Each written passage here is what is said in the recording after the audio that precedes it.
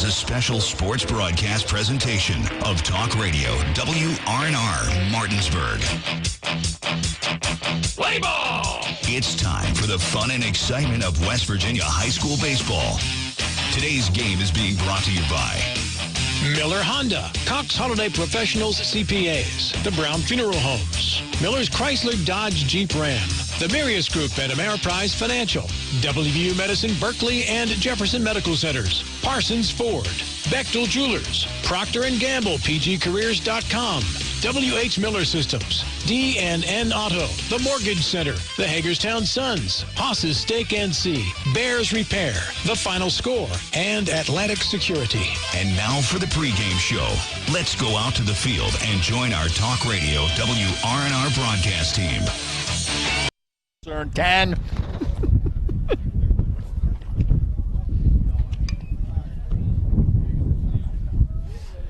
Well, good evening, everyone, and welcome into Sager Field. We're on the campus of Jefferson High School in Shenandoah Junction, Jefferson County. It's the home of the Cougars and the site of tonight's high school baseball playoff action. It's the State Class AAA Region 2, Section 2 Tournament Championship game. As the top seed in the field, the Jefferson Cougars take on the 2 seed in the Hampshire Trojans. From the Talk Radio WRNR and TV10 Procter & Gamble broadcast booth, I'm Matt Miller along with Matt Crawford. Caleb Falero is our studio engineer. For information on a career with Procter & Gamble in Berkeley County, you can visit pgcareers.com. Matt, we were here on Saturday when Jefferson had to have a win to force this decisive championship game, and they held off the Hampshire Trojans, scoring 2 in the bottom of the 6th inning, giving up 1 in the top of the 7th, and Jefferson with that 2-1 win forces us to be right back here today with a championship on the line. And talk about a phenomenal high school baseball game. Today's game is anything like that game was, and I'm really looking forward to it. Either way, it's a do-or-die game, so as a broadcaster, you like it, and as a fan, you like it, and as a player, it gets you just that many more butterflies in your stomach for a high school playoff baseball game. But looking forward to it. That was a game where every pitch mattered. It wasn't at the point where every hit mattered, every baseball or every base runner mattered. It was at the point in the game in the 6th inning that every pitch mattered where it was, and a walk may be the difference. And Jefferson had the inning they needed in the bottom of inning number 6, and Dylan McCartney came in relief. And it gave a scare, I think is the best way to put it, to a lot of the fans sitting around us, but was able to get the job done and close it out, and that's why we're here again tonight. There were not a lot of hits in that game on Saturday. Hampshire actually out-hit Jefferson 5-3, but Jefferson won where it counted on the scoreboard by a 2-1 final. Hampshire played a good, clean baseball, did not commit an error. Jefferson committed 2 errors, and Hampshire will look back and say, missed opportunities, as they left 7 runners on base, and 3 of those runners at either second or third. They had some chances that they weren't quite able to take advantage of. And that's what you need to do in the playoffs. When you have those opportunities to put away a team like Jefferson, who's done this a time or two with their coaching staff, and while they have a relatively young roster, still some guys with experience and a lot of sophomores that played as freshmen, even at the hot corners.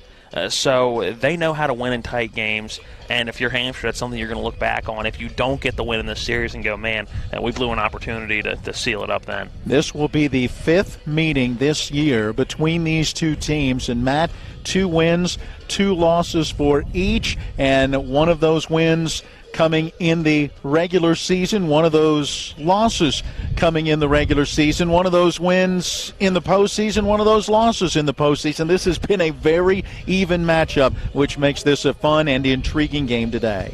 Well, that's what I told you when we were in the other side of this region, when the Martinsburg Bulldogs were taking on the Musselman Applemen, right? You throw the records out. In a game like this, records do not matter. It's who can do what on this specific day, and that's part of the conversation you'll hear in a little bit with head coach John Lowry of the Jefferson Cougars. This is our pregame show brought to you by W. Harley Miller Systems, providing custom integration services for home and office automation, home theater, networking, video distribution, audio distribution, and more. You can phone them at 304-350-1931 or go online to whmsystems.com. Well, when we come back, we'll hear from both head coaches as we continue to preview today's matchup. It's West Virginia High School playoff baseball on Talk Radio, WRNR, and TV10.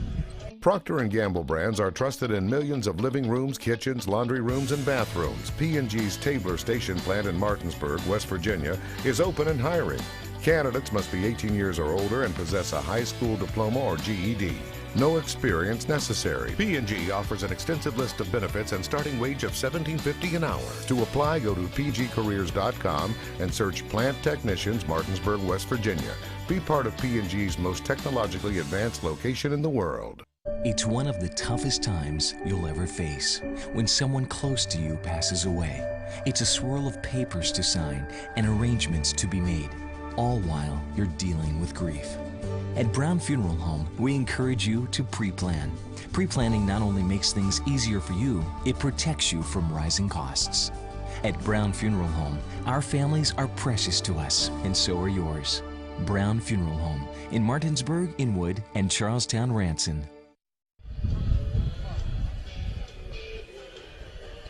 Back again here at Sager Field, the Jefferson Cougars and Hampshire Trojans preparing for today's sectional championship game in AAA Region 2 and Section 2. Feels more like an early season game, a March game, than a late season May baseball game. We'll talk more about the weather conditions as we go. But, Matt, right now a chance to hear from both head coaches, and you got a chance earlier to talk with Jefferson coach John Lowry Sr. Yeah, in year 47, and just got it started with him about the break in between games and how his team is feeling coming into this one. Well, I think both teams are on the same page that way. I forget when was it, Friday night we played, and a couple of days off. I know, actually it was Saturday morning we played. Friday night we got rained out. We played early there, so because they had their prom, and I'm sure that with their prom and their guys being out late Saturday night, they probably welcomed the day off yesterday. But it's the same for both teams. Both teams, as it should be, in an elimination game, will have their best pitchers going. So look for another good ball game tonight. How much were you able to get in practice-wise over the last couple of days with the rain? Well, obviously we got the building here so we can hit in here, and we were able to get in our outfield grass to where we could lay an infield out. And while it's not the same as regular infield, you can get the distance of your throws, and your catchers can throw the bases, and you can, kind of walk through things just to refresh yourself, things you kind of like to do to try to stay sharp at this time of the year. And, we were able to do that. We put the machine behind home plate, and the guys can stand in the grass in the outfield, and we can shoot the fly ball. So, they get realistic looks that way.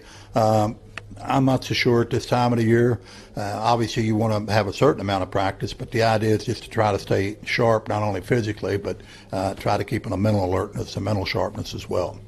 How much of a game like this, you mentioned an elimination game, do you preach to your kids, all records go out the window, it's who plays the best baseball today only? Well, we've told them it's not always the best team that wins, it's the team that plays the best. And you look at the 4 games that we've played them, both teams are very comparable to each other. I think, in this age, these guys, they have the way they feel about things, and they know what's at stake. They know that after the regular season, everybody starts out 0-0 again. It's a little different perspective during the course of the regular season. You play so many games back to back. Pitching matchups might not be what they'll be in the postseason. So the whole thing kind of changes in that regard. I'm sure our guys know what at stake, and I know that their guys know what at stake too. So it's the kind of game that everybody likes to play in. Each pitch is valued, each run is valued, each play is valued, and you got to get them out 21 times. They got to get us out 21 times. So it's going to be interesting. After the way the 2 previous matchups had gone, Saturday's game, you all were able to win a tight ball game. How nice is it to be able to get one of those tight ball games? Well, we had a tight ball game with them here earlier in the year. I think we got a bases loaded double in the bottom of the 6th to break a tie. We've had some tight ball games this year. We had a tight ball game where we beat Martinsburg early. We had a tight ball game where Martinsburg beat us. Same way with Hedgesville, 2 tight games back and forth. And that's a sign of competitive baseball teams. I think that speaks well for our area, that we have teams that, that when they do play each other, the games are crisp. The games are well played. The games are played with some intensity and competitiveness. And it shows at the interest level in high school baseball around here, and it shows that our kids, whoever might emerge, have a chance as they advance, get the opportunity to advance, that they can do well beyond our area because our area is so competitive. Coach, thanks for the time. Good luck tonight. Thank you. And there you hear from John Lowry Sr. some of his thoughts heading into this matchup tonight for the sectional championship against the Hampshire Trojans. We turn our attention now to Chad Van Meter in his 12th year leading this Hampshire program, and we got our conversation with him started by talking about what he saw from his team in a gritty effort but a hard-fought loss on Saturday against these Cougars. I thought we had good pitching. Eli pitched a great game for us. We played good defense. I don't think we had an error. We just didn't get timely hits, which we talked about. But we just got to hit the ball better, get us in more situations where we can score runs. You look at your play so far in the sectional tournament, you've given up exactly 2 runs in each game, 1-2 of those, and then dropped the one on Saturday. What's been the key to this pitching and defensive surge? I think it's it's the latter part of the season. We're getting people in the right places. Everybody's a little more comfortable as the season goes on. Our younger kids are getting better. I think it's a combination of things. When you talk about getting those bats going, is there something in particular you're seeing in particular at bats, or what can you do to maybe get those bats going? We just got to keep battling. We're going to see good pitching. Jefferson has good pitching. We just got to keep putting the ball in play, force him to make mistakes, and get some timely hits when we get our opportunities. How excited is this team for this opportunity? Tonight's winner is the sectional champion and moves on to the region. We're super excited just to be in this situation, to have a chance to win a sectional title. And we're going to do our darndest to go out there and come away with the win tonight. Do you talk about early innings and the importance of those innings, not falling behind in this one? Well, of course, you want to get out to a good start. That's what we're going to talk about. We want to jump on them early, put the pressure on them. But we're not going to give up. We're going to fight till the last out no matter what happens. Coach, thank you. Good luck. Thank you. There you hear from Chad Van Meter, head coach of the Hampshire Trojans. And Matt, as you heard him say, the key, if they can, is to get out early in this baseball game. And being here on Saturday in a 0-0 game going all the way to the 6th inning, you could feel that pressure, if you will, building throughout that game. Yeah, and again, these games all year have been tight ball games. So if you can extend a lead out early, it's going to be hard for whoever that may be to come back because they haven't had to do it against either one of these teams this year. So it'll be interesting to see if either one of these teams can get out to that quick start and get an early lead of more than a couple runs, how the other team responds. You look at the 4 matchups between these teams this season. The first one back on April 4th, and it was a 7-3 win for Jefferson, but that was a 3-1 ball game until the top of the 5th when Hampshire played it a pair and tied it at 3, and then 4 runs in the bottom of the 6th inning led Jefferson to the victory. So you get an idea of how close that one was. When the two teams met on May the 1st, Jefferson had a 3-0 lead, but Hampshire would rally to tie it after Jefferson took a 4-3 lead. Hampshire scored 3 times in the bottom of the 6th inning and went on for a 6-4 victory. When the teams met in the opener of this sectional tournament between the two, Hampshire had already scored a win over Washington. Hampshire scored 4 in the 6th inning to rally for a 4-2 victory. And then, of course, when the teams met on Saturday, a 2-1 final, and the runs scored in the 6th inning for Jefferson and just 1 run for Hampshire in that top half of the 7th inning. So when you look back through the history of the 4 games between the teams this season, there have been late runs produced, and the team that has produced late has come up with the victory. Well, our pregame show brought to you by W. Harley Miller Systems. They provide custom integration services for home and office automation, home theater networking, audio, video distribution, and more. Find them online at WHMsystems.com or phone 304-350-1931. We'll take a 60-second break. When we come back, we'll continue to preview this matchup and as well present today's starting lineups. It's West Virginia High School playoff baseball on Talk Radio, WRNR, and TV 10. Welcome to La Bella Vita, named for my Grandma Vita. Our mountaintop getaway honors her legacy while complementing the home's spectacular views. This recently renovated property boasts a breathtaking landscape of Deep Creek Lake while providing great open interior spaces for a sensational vacation. You'll immediately notice the great room allows for entertaining, dining, and relaxing after long days on the lake or skiing on the slopes of Wisp. Your family and friends will enjoy relaxing in all the open spaces. The home features 6 bedrooms, including 4 that are private suites. And each of the 4 levels of this home feature amazing visibility as far as the eye can see. Like our family, we hope you enjoy making memories here on the mountain. We love sharing this spacious, warm, and inviting home that overlooks the lake. Cheers to the beautiful life, La Bella Vita.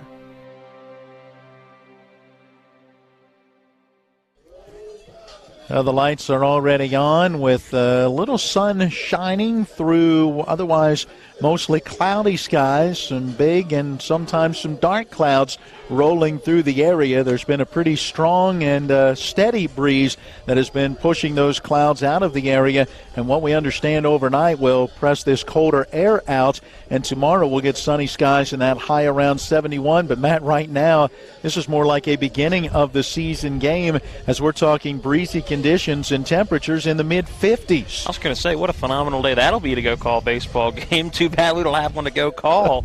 With this being the last of the sectional round, regionals will start next Monday, weather pending. Have all week to get those in, but definitely an early season feel here to this one. The wind has died down a little bit since Miller time. Or at least since Miller time started. I will say that, but you still get those occasional gusts that throw the papers up and make the flag in center field stand straight up. But hopefully the wind will die down, as makes it awfully difficult to read some of those fly balls in the outfield in a very open complex here in Shenandoah Junction. Well, and right now with the sun peering, that will present a little bit of an issue for the left side of the infield and outfield. Left fielder, third baseman, shortstop in particular will be kind of looking into that setting sun as it sets behind us, and the stands that are behind us along this right field line. We're right behind the backstop, but kind of, to the right field side behind home plate, and the sun right now, as I speak, kind of going back behind the clouds, so we'll keep an eye on that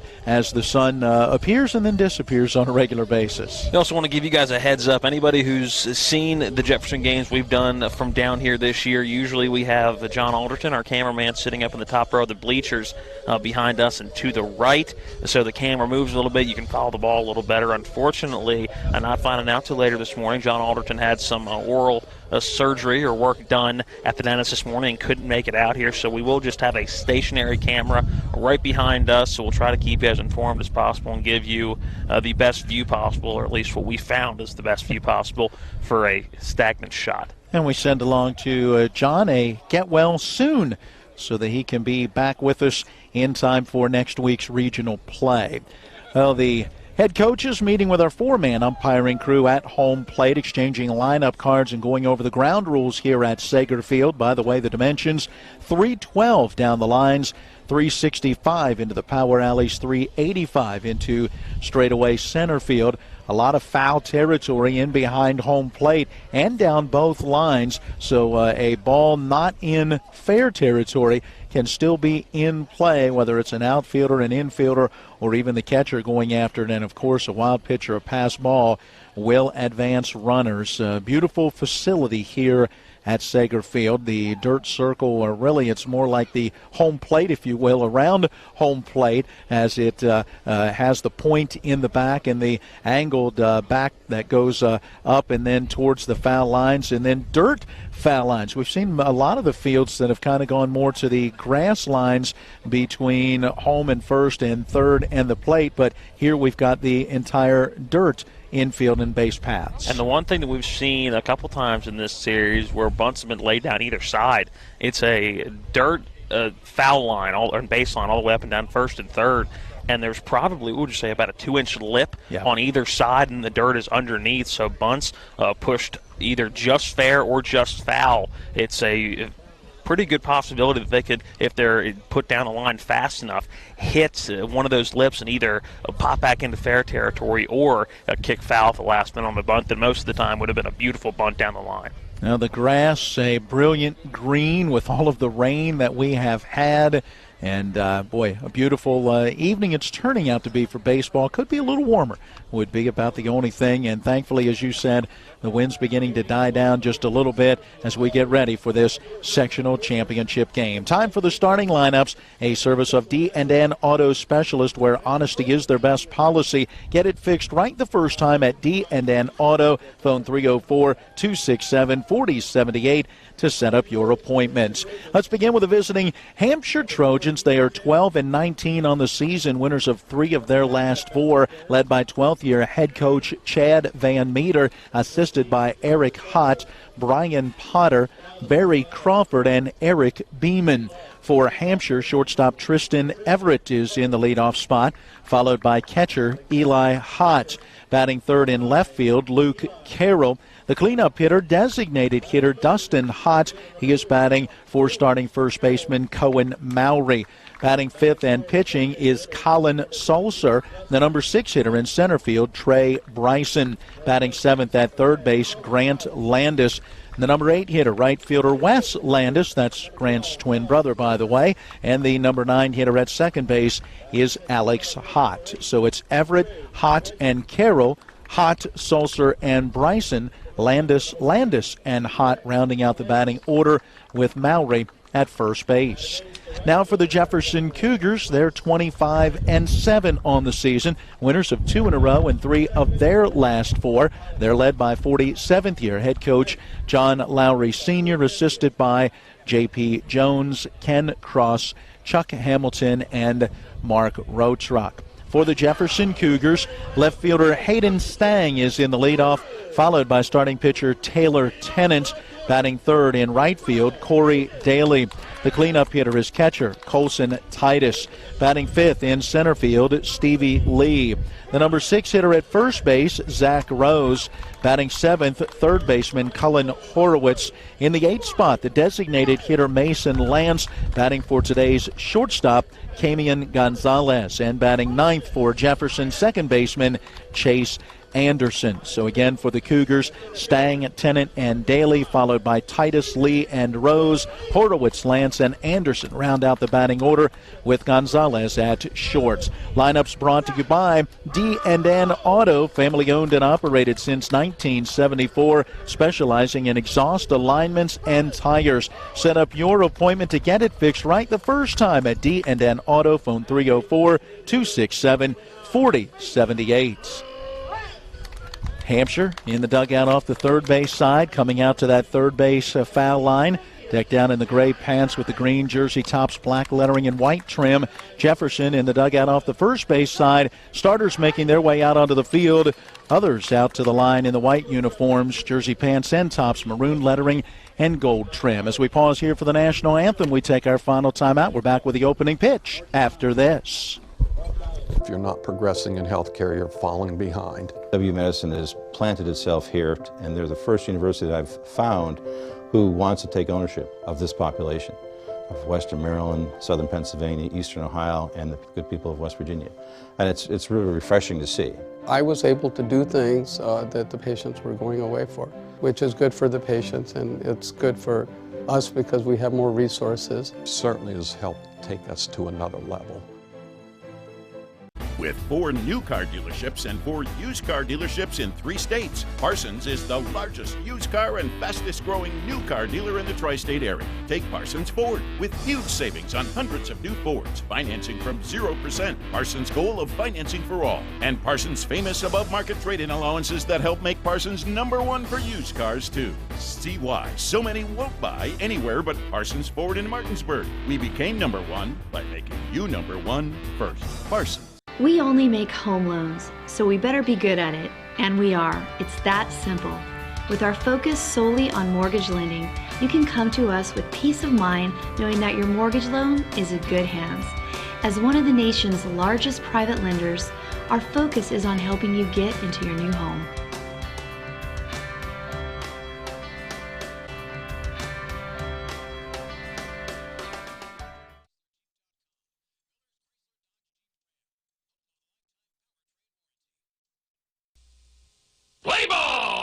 The pregame is over, and we're ready for today's opening pitch and the play-by-play. So let's return to the field and rejoin our Talk Radio WRNR broadcast team.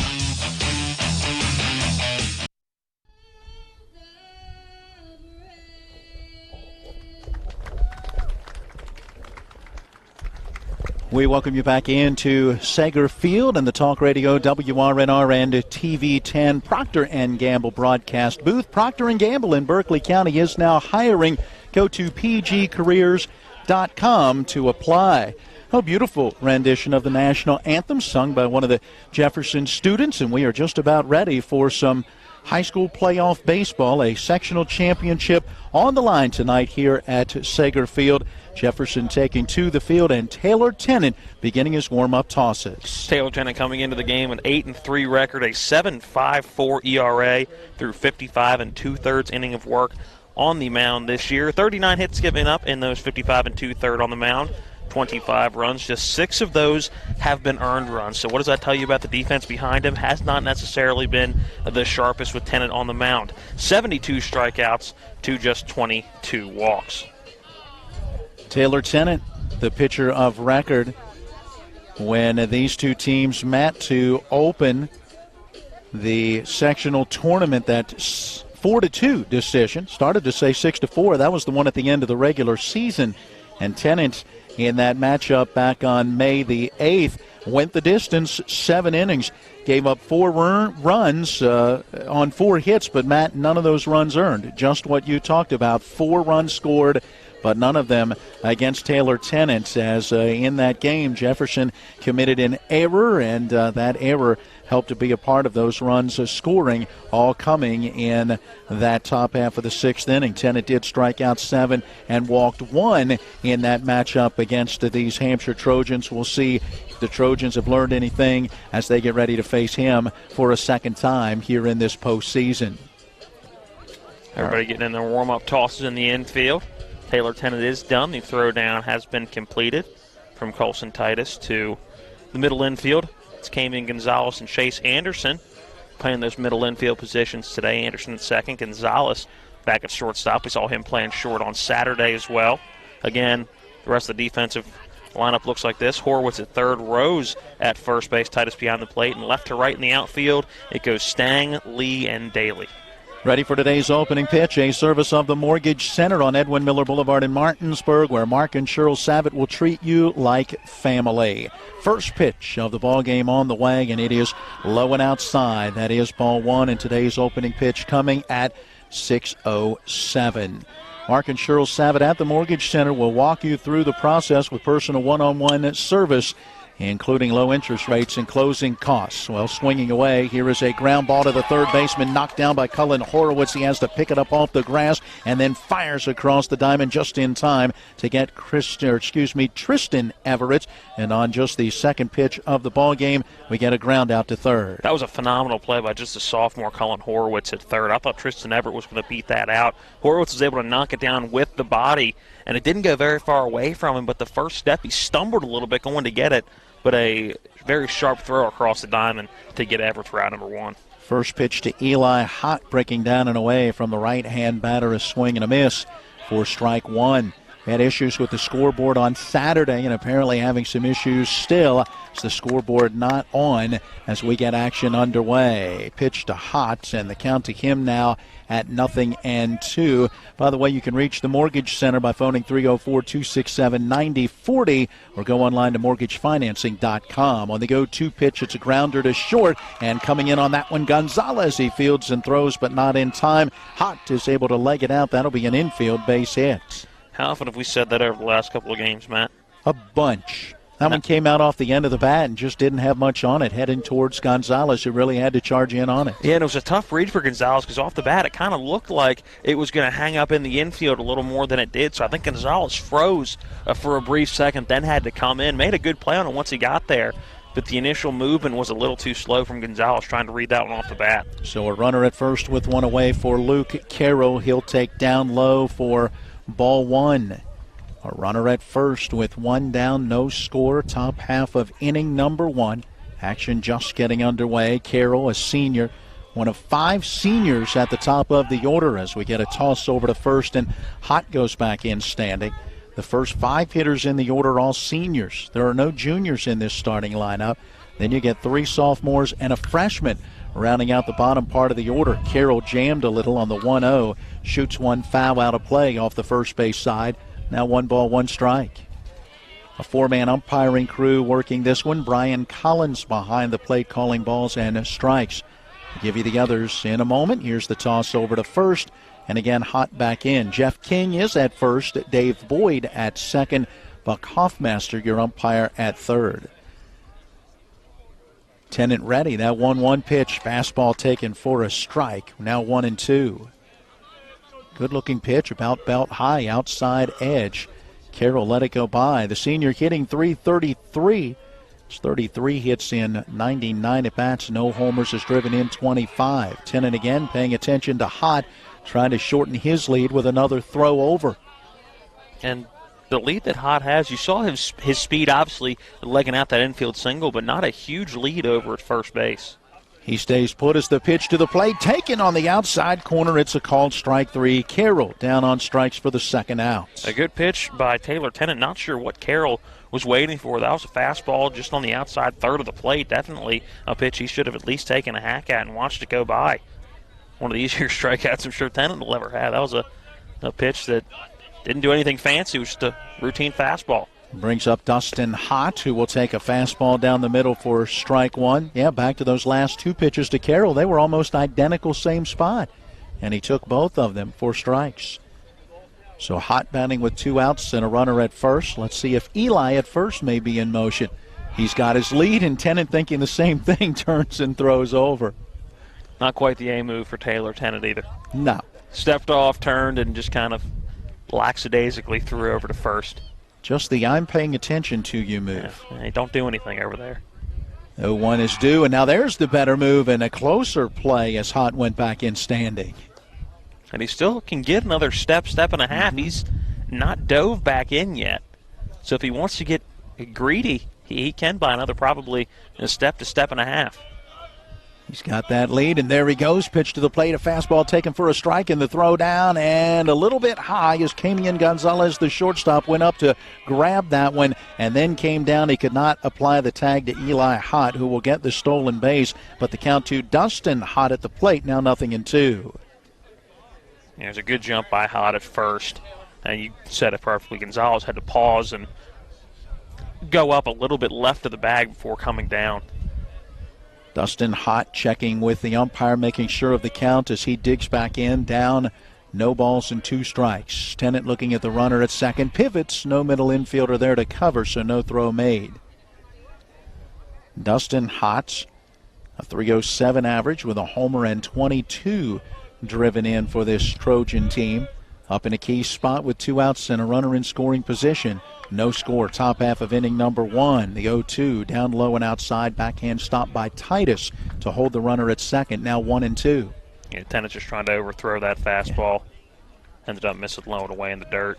Good block by Colson Titus. Keeping that runner on second base, Eli Hott. Titus, a very impressive young player, just a sophomore. Not your prototypical catcher. 1 ball, 2 strike pitch on the way. That one misses high. Good eye by Hott as it's 2-2. Yeah, that one a breaking ball. Just didn't quite get the cut he wanted at the very end. Had a little bit of movement, but not where he needed it to be. Not the movement he needed. 2 balls, 2 strikes. The break-even pitch is due. Shortstop ducking in behind the runner. Now gets back into position as the pitch to the plate. Misses down low. It's a full count, 3-2. Good at bat by Dustin Hott, really making Taylor Tennant work to get the out. I think at the same time, Tennant's worried a little too much about Eli Hott standing on second base. You can tell he hasn't gone back to second all that much. You can just tell by the body language and the quick head checks back to second. I think he's worried a little too much about him and not the batter at the plate. Well, now the payoff pitch, a fastball on the outside edge. It's taken for a called strike 3, and Taylor Tennant strikes out a pair of batters, both looking after giving up the one-out infield single, and Hampshire will leave that base runner stranded in scoring position at second base after the hit. Hott stole second, but will be left there. A half an inning in the books. Your score, Hampshire nothing, Jefferson coming to bat. It's the late nights. It's the early mornings. It's working in the sunshine and rain and snow. It's the dedication, the care, the hours of training that led to the winner's circle. It's our job, our passion, our lives. We are the horsemen. The National Maritime Center primary mission is to credential all U.S. mariners. We have approximately 250 employees here in Martinsburg, West Virginia. Most people aren't aware of the quality of life here in Berkeley County. We have a lot of employees that are from the area. We obviously have folks that have to do tours here, and it's kind of a little bit of a hidden secret of how nice the quality of life is here.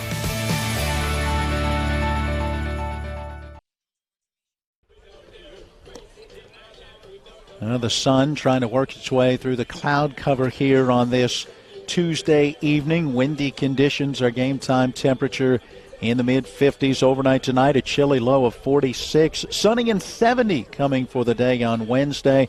But again, a cool Wednesday night at 52 degrees. Partly sunny on Thursday, and that high around 75. It's our first inning. First look forecast as we go to the bottom of the first. On the mound for Hampshire, Colin Salser going through his warm-up tosses. We kind of expected to see Tristan Everett today. Apparently he's the ace of the bunch, but instead we get Salser. He's got a 5-4 record on the year. That's through 47 and a third on the mound. Gives him a 5-4 record, a 3.25 ERA, 46 hits given up, 30 runs. 22 of those have been earned, 53 strikeouts to 26 walks.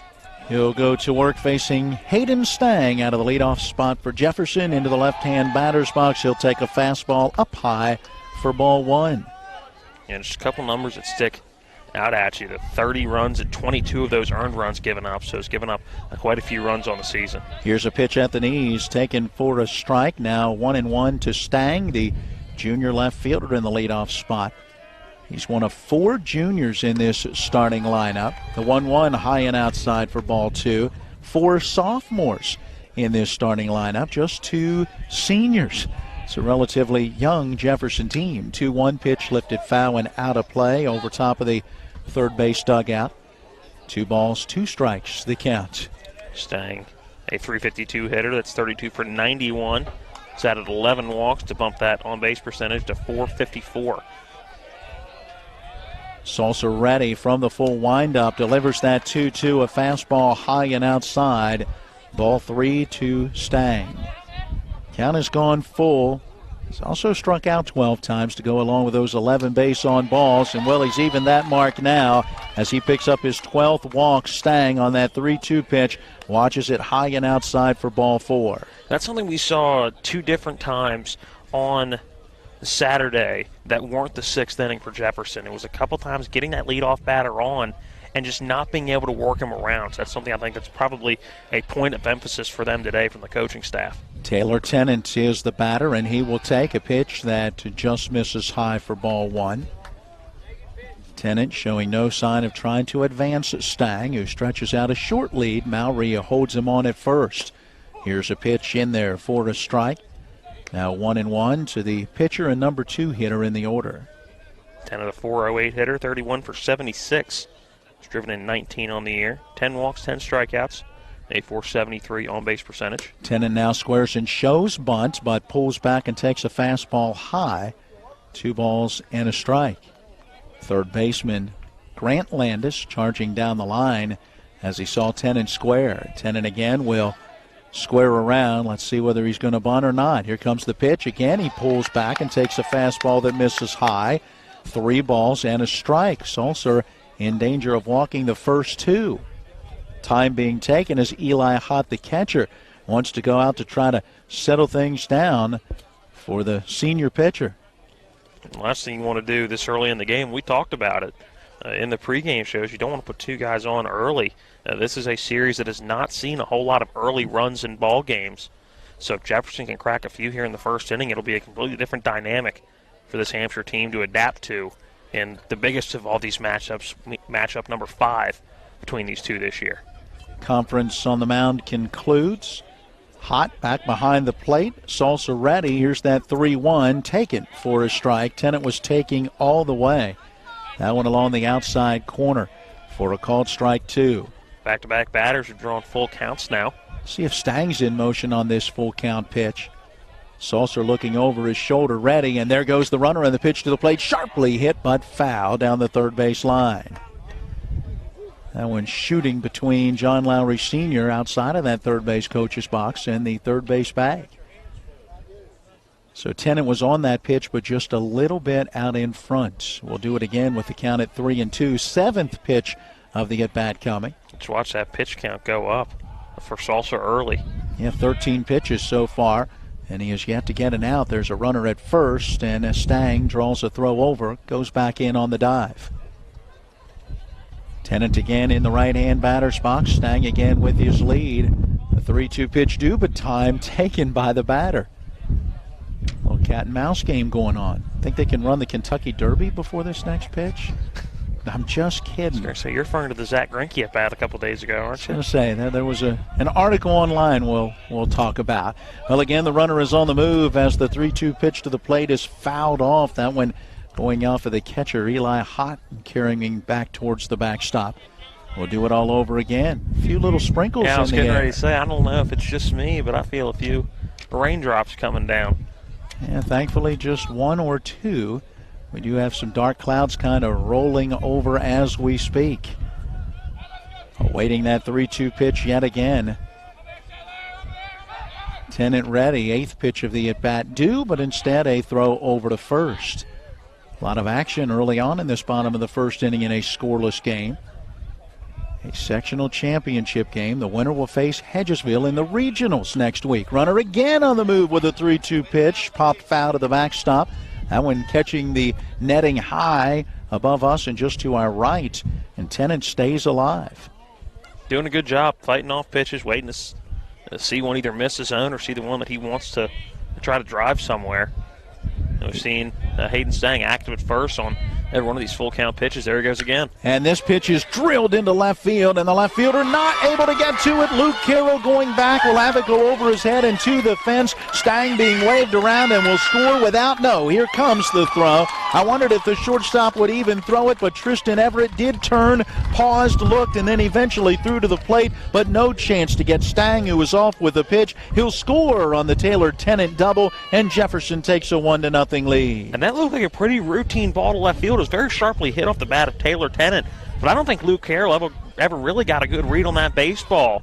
And he froze for a moment and then just never got a good read on it. It ended up going by him to our left, his right, allowing Hayden Stang to come all the way around, and Everett couldn't get the ball to try to relay it in for a play at the plate either.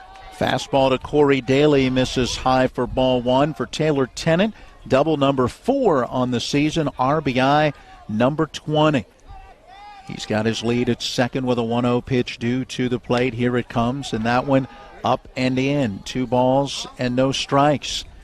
I wondered if we might see a courtesy runner, but not seeing a runner right now, letting Tennant out there to run for himself, and we've got time being taken. And one of the assistant coaches for Hampshire, perhaps the pitching coach, making his way out to try to help settle things down a little bit for Colin Salser, who has given up a walk and an RBI double and now has fallen behind Corey Daly. 2 balls and no strikes, and there's the issue. Salser having a hard time finding that strike zone. How about the at-bat by Tennant? Fouled off 3 straight 3-2 pitches to be able to get that pitch to his liking that he drilled into left. Yeah, a 9-pitch at-bat. That was followed by a 6-pitch at-bat to lead it off for Hayden Stang. So that was 15 pitches through the first 2. Now up to the 17. This next pitch will be pitch number 18 without an out here in the bottom of this first inning. So Jefferson doing a very good job, not only hitting the ball and getting on base so far, but a good job of plate discipline. Conference on the mound wrapping up as Corey Daly gets ready to step back in and await a 2-ball, no-strike pitch. And you can only imagine he'll be taking until he sees a strike. So let's see if Colin Salser can deliver. From the stretch with the runner at second and the pitch down low and away, and it's 3-0. So still struggling to find that strike zone. Daly well ahead in the count. A run in with a runner at second, nobody out. Another couple of raindrops hitting us here. Pitch to the plate in there for a strike. Daly taking, and it's 3-1. Colson Titus due next in this Jefferson first inning. Daly awaiting another 3-1 pitch, and there is a strike on the outside corner. He looked like he wanted to swing, but ultimately held back, ends up taking, and that pitch is a strike. We'll do it now with the count full at 3-2. That payoff pitch on the way, popped foul, back over our heads and out of play. And here we go again.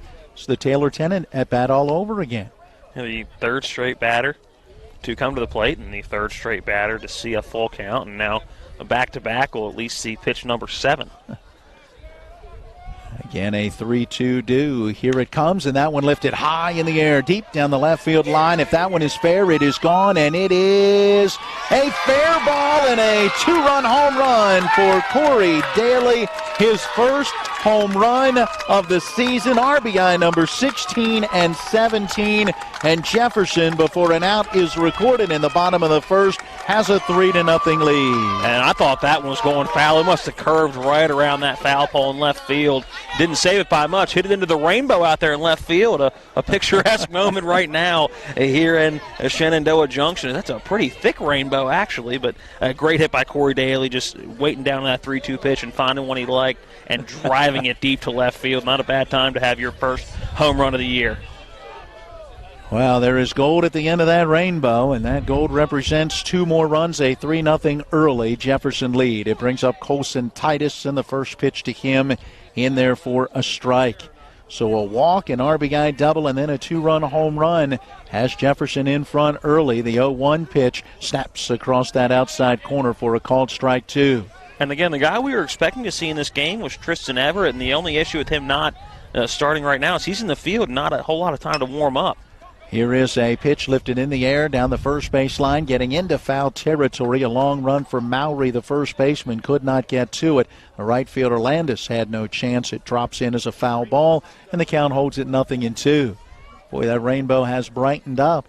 We can see both ends of it. You don't see that all that often. Just a quick little shower coming through, and now the sun's peeking out. An 0-2 pitch again due to Titus. Here it comes, and again fouled out of play off the first base side. I tell you, give these Jefferson batters credit. They have really made Salser work hard. They have spoiled some pitches with 2 strikes on them, helping to lead to the 2 hits. The 0-2 on the way. That one in there for a called strike 3. Good looking breaking pitch to get the outs. Yeah, and a much needed first out. The first one's always hardest to get, or at least that's what they say, right? And that was a very good breaking ball that started about neck high and then broke right over the heart of the plate for out number 1. And that was a pitch and an out that Salser needed. 1 down, bases empty now for Stevie Lee. 3-0, the early lead for Jefferson. As Stang walked, Tennant delivered him with an RBI double, and then Daly brought home Tennant and himself with that 2-run home run. First pitch just missing to Stevie Lee, the left-hand batter. That 1-0 on the way, grounded sharply towards the second baseman, over to his left, bending down, Hott has it, straightens up and throws to first in time to get him for out number 2.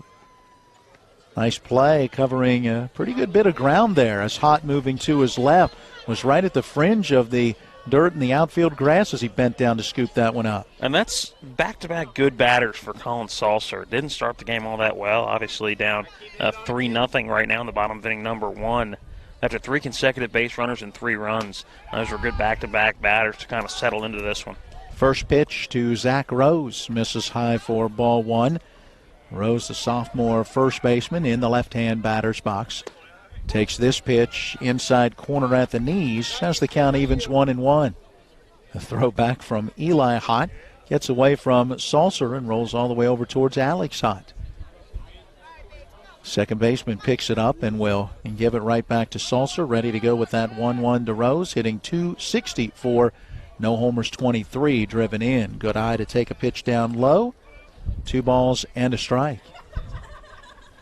Well, the rainbow kind of fading to our left, but out over left center field. Still get a pretty good glimpse of it. 2 ball, 1 strike pitch on the way, and it's a bouncer first base side into foul territory, grabbed by Cohen Mowry, the first baseman, but on the wrong side of the bag to be able to get the out. It's a foul ball, and the count 2-2. He was just about even with the bag as he pulled that one in, but in foul territory. Yeah, the ball chopped down the first base line, and it hit a couple different clumps of dirt that I think bounced it in and out of foul territory. So I think it was just a matter of which bounce you got it on. Now that 2-2 on the way, taken on the inside corner for a called strike 3. Hell, a nice job by Colin Salser to bounce back after giving up the walk, the RBI double, and the 2-run home run. He gets the next 3 batters that he faces with a pair of strikeouts and a ground out. 1 inning is now in the books, and your score is Jefferson 3 and Hampshire nothing. Procter & Gamble brands are trusted in millions of living rooms, kitchens, laundry rooms, and bathrooms. P&G's Tabler Station plant in Martinsburg, West Virginia, is open and hiring. Candidates must be 18 years or older and possess a high school diploma or GED. No experience necessary. P&G offers an extensive list of benefits and starting wage of $17.50 an hour. To apply, go to pgcareers.com and search Plant Technicians, Martinsburg, West Virginia. Be part of P&G's most technologically advanced location in the world. When you're hurting, we're here. When things are confusing,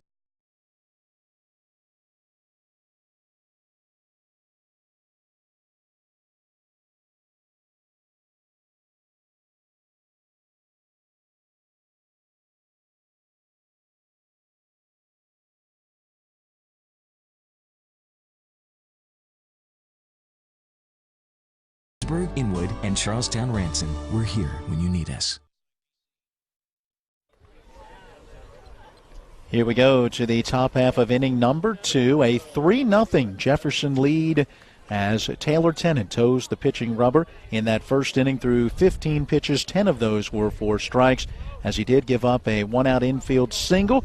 Stolen base for Eli Hott left him at second, as a couple of strikeouts ended the inning. In the first pitch to Colin Salser out of the number 5 spot in the order, in there for a strike. 0-1 due here in this top of the second. Here it comes. That one at the knees for a called strike 2.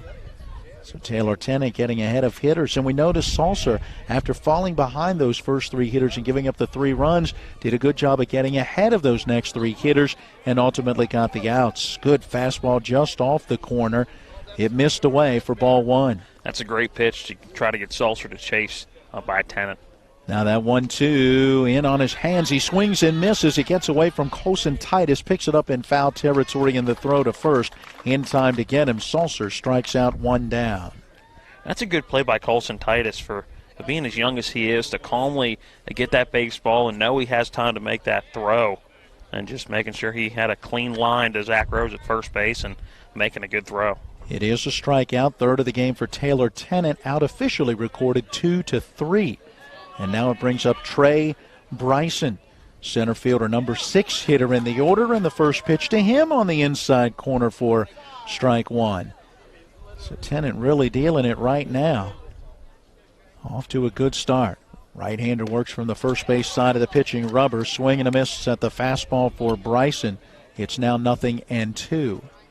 Tennant's just 1 pitch away, 1 strike away from recording strikeout number 4 already in this ball game. And it would be 4 in a row, and he gets it. The breaking pitch, crossing the plate about knee level before breaking down towards the top of the dirt where Colson Titus pulls it in.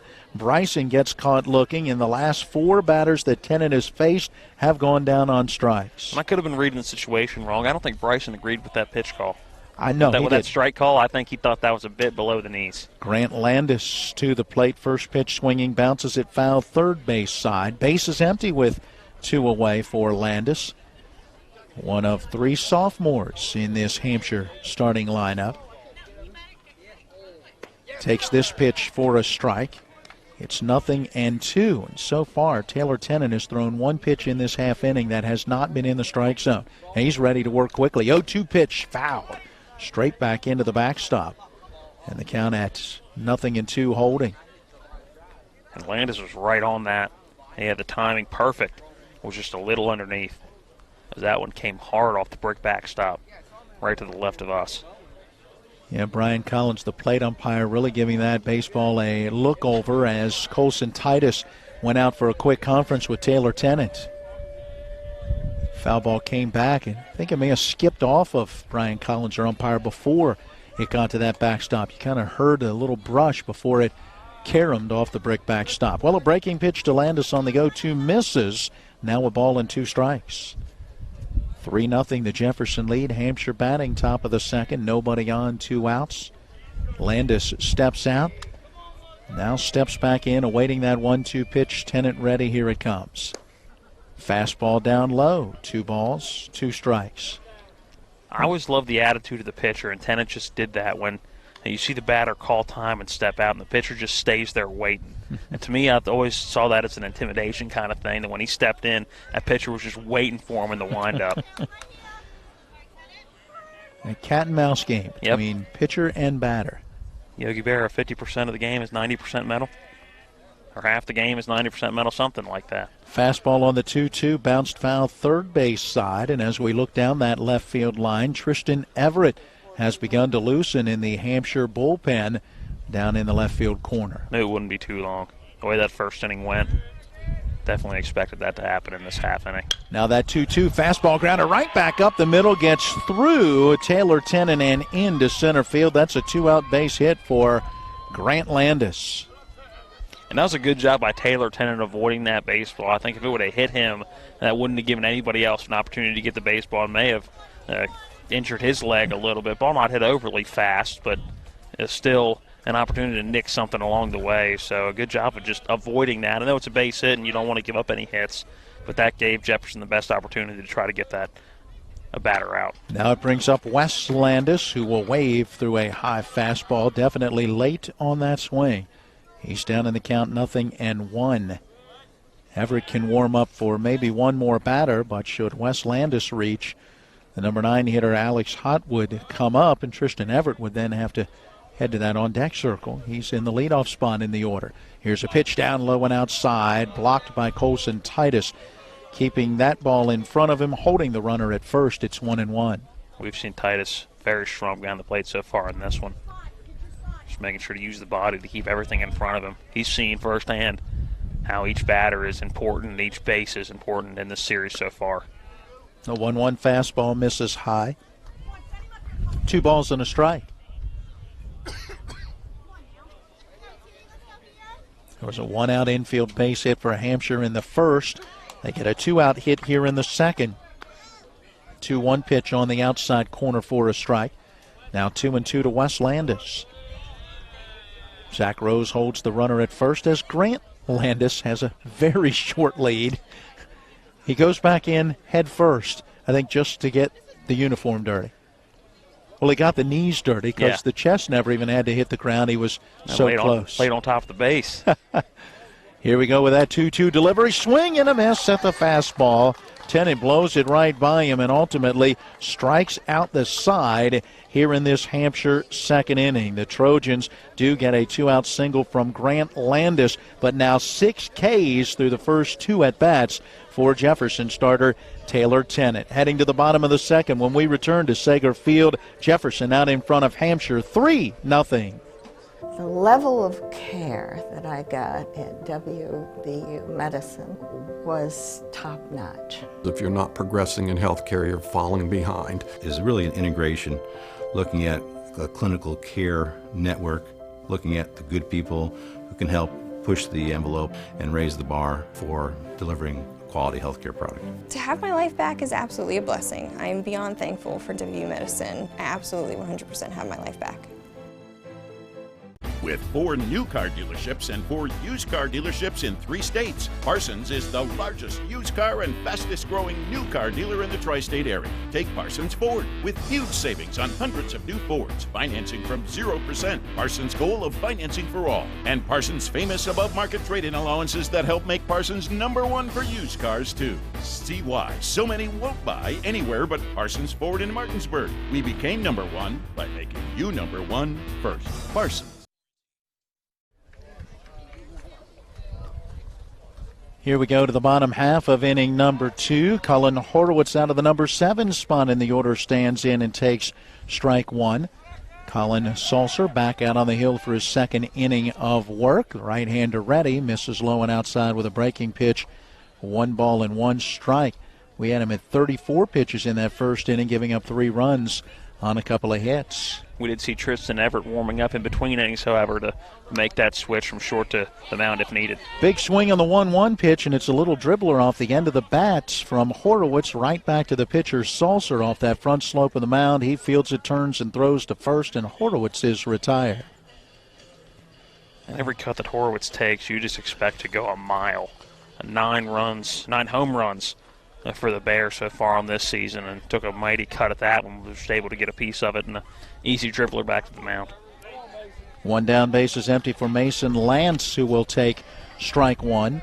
Lance, a junior, in the DH role, batting today for the shortstop, Camian Gonzalez. An off-speed pitch bounced on the right side of the infield. Charging on it is the second baseman. Hot has it, turns, and throws to Mallory at first for the second out. That's kind of an excuse-me swing by Mason Lance. Didn't go all the way through. I think at one point was trying to hold his swing up, then at the last minute decided to go through. Just didn't look overly fluid on that swing, and probably still trying to get back in the rhythm of being in the game. Didn't see him on Saturday.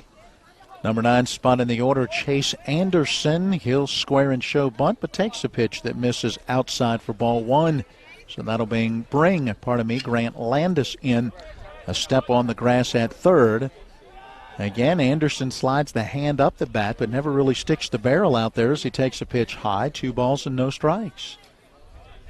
Now Salser with that 2-0, misses up and in. That's 3-0. Well, after doing a nice job of getting ahead of hitters after giving up the 2-run home run to Daly in the first, here we see Salser falling behind the left-hander Anderson. There is a strike on the outside corner. Anderson taking on that 3-0, now 3-1. And what that does to pitchers at this level is makes them nervous to throw something right down the middle, and it makes them have to work around the strike zone, which is what we've seen on this at-bat as Anderson will reach on ball 4. Yeah, that one down low. May have been a bit inside as well. And it's a 2-out walk, and we go back to the top of the order, and Hayden Stang. Stang drew a base on balls and came around to score in that first inning. Batting now in the second with 2 outs and a runner at first, and he takes high for ball 1. All of a sudden, Salser having trouble finding the strike zone. 3-0, Jefferson leading. Batting in the bottom of the second, game scheduled to go 7 for this sectional championship. Here's a fastball off that inside corner. Missed inside to Stang for ball 2. Didn't miss by much. Salser's going to step off, and now Eli Hott going out for a mound visit, and we'll see if Salser can get out of this inning in the next batter to not allow another run to come across. It was 3 in the bottom of the first, an RBI double for Taylor Tennant after the leadoff walk by Hayden Stang. And then the first home run of the year for Corey Daly, a 2-run shot right down the line in left field. And if you're a Salser, you'd like to get out of this inning relatively efficiently after throwing 34 pitches in that first inning. 2-0 pitch on the way, misses high and outside, 3-0. And it could quickly get to decision time for head coach Chad Van Meter. How long do you stay with Salser? You've already had Everett warming up in the bullpen in the last half inning when your team was at the plate. 3-0 on the outside corner for a strike. 3-1 to Stang. It was a 3-1 pitch in which he walked Anderson with 2 outs. Now has gone 3-1 to Stang with that runner at first and 2 away, and that 3-1 pitch right down the middle for strike 2. Are you telling me we have a 3-2 count again in this game? We've had a few of those. Just 4 in 2 innings. There goes the runner and the pitch to the plate, and it's hit on a bounce towards the third baseman. Landis over to his left field, and Grant Landis makes that accurate throw to first in time to get Stang. He'll bounce out 5-3. It'll bring the inning to a close. Jefferson will get a 2-out base runner on the walk, but will leave that runner stranded at first. 2 innings are in the books with the score still Jefferson 3, Hampshire nothing. Welcome to La Bella Vita, named for my Grandma Vita. Our mountaintop getaway honors her legacy while complementing the home's spectacular views. This recently renovated property boasts a breathtaking landscape of Deep Creek Lake while providing great open interior spaces for a sensational vacation. You'll immediately notice the great room allows for entertaining, dining, and relaxing after long days on the lake or skiing on the slopes of Whisk. Your family and friends will enjoy relaxing in all the open spaces.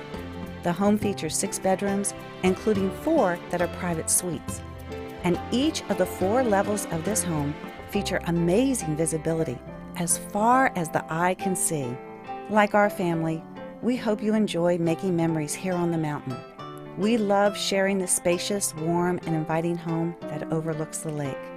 Cheers to the beautiful life, La Bella Vita. Go to the top half of inning number 3. As always, our trivia inning. Here in the half inning, we'll present a trivia question and the station telephone number. First to call and get through to Caleb Falero at the studio with the correct answer, picking up our prize package of 4 tickets to a future Hagerstown Suns minor league baseball game, as well as $30 in gift certificates to Haas's Steak and Sea in the Aikens Center on Edwin Miller Boulevard in Martinsburg. Check them out on Facebook, and remember, for a great meal at a great price, stop by Haas's Steak and Sea. It's where your family wants to eat. The Hagerstown Suns, 18 hits, 15 runs last night in a 15-1 win to close out a series at Delmarva against the Shorebirds. Hagerstown opening a 3-game set at Lakewood tonight, and then Friday they're back home at Municipal Stadium. Taylor Tennant toes the pitching rubber, and we get the top of the third underway with a pitch to Alex Hott, second baseman, number 9 hitter in the order, and it's at the knees for strike 1.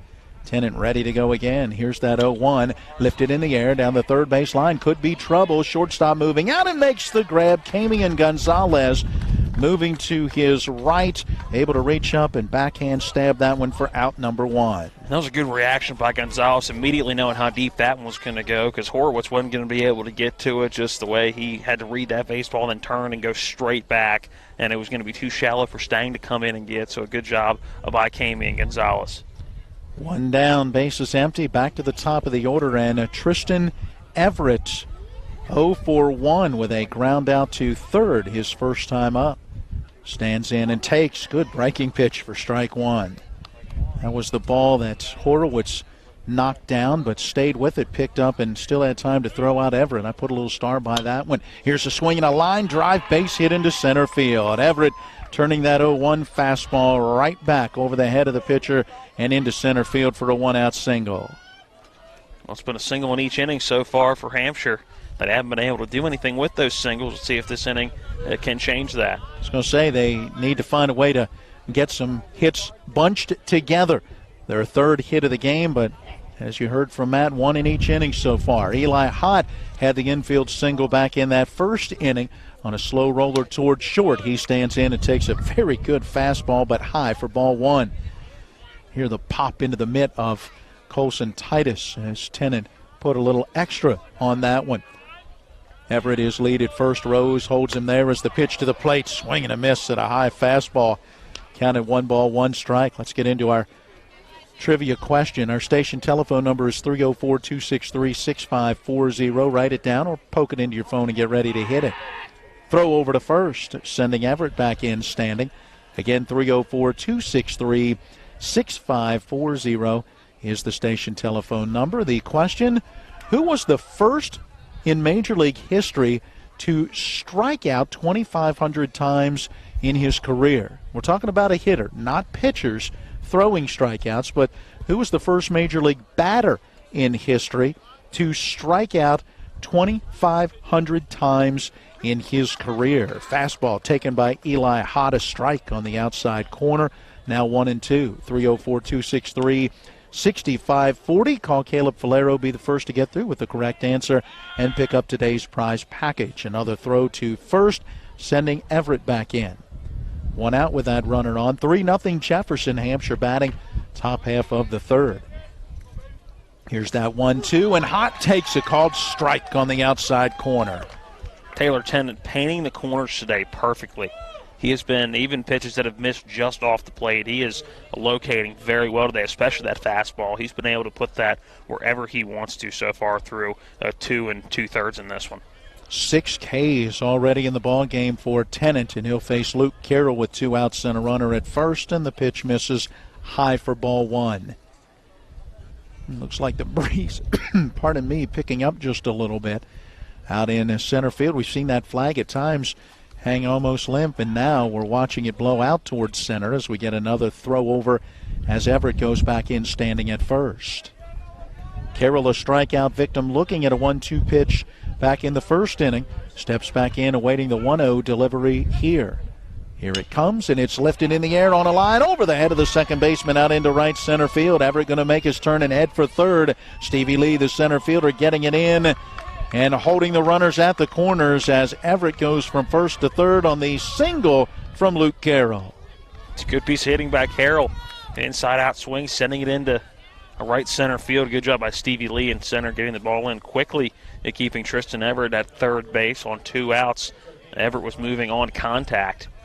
Not a whole lot of speed out there. Did get from first to third on a base hit, which is what you expect on a base hit at this level, but a good job by Lee getting it in to make sure there wasn't going to be the first run of the day for Hampshire rather. Now Dustin Hott to the plate, designated hitter and cleanup hitter in the order. 0 for 1. He struck out looking at a 3-2 pitch his first time up.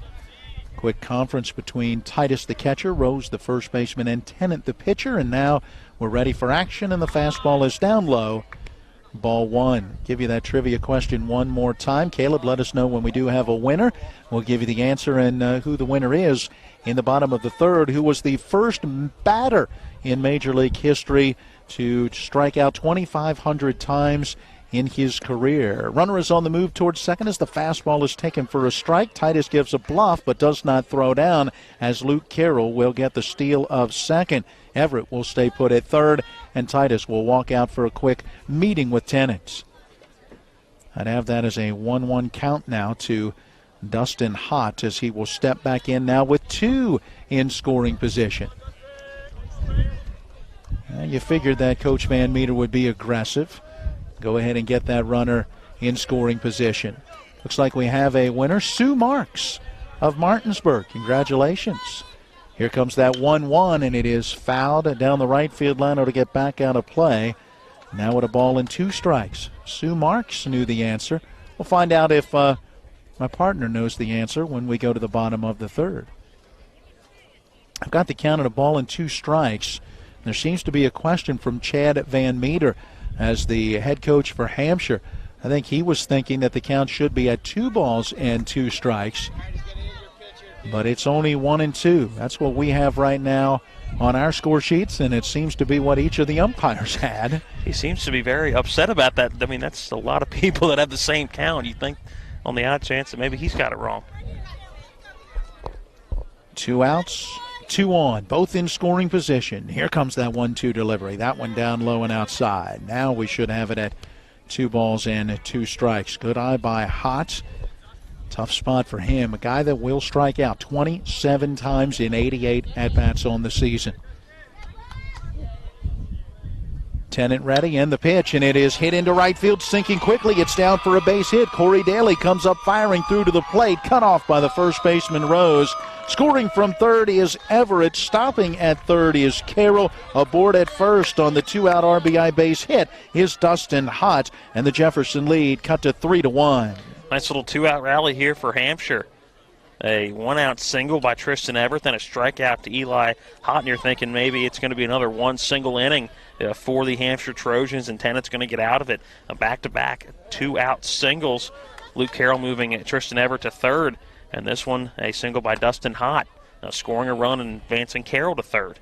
Brings up Colin Salser, and he takes high for ball 1.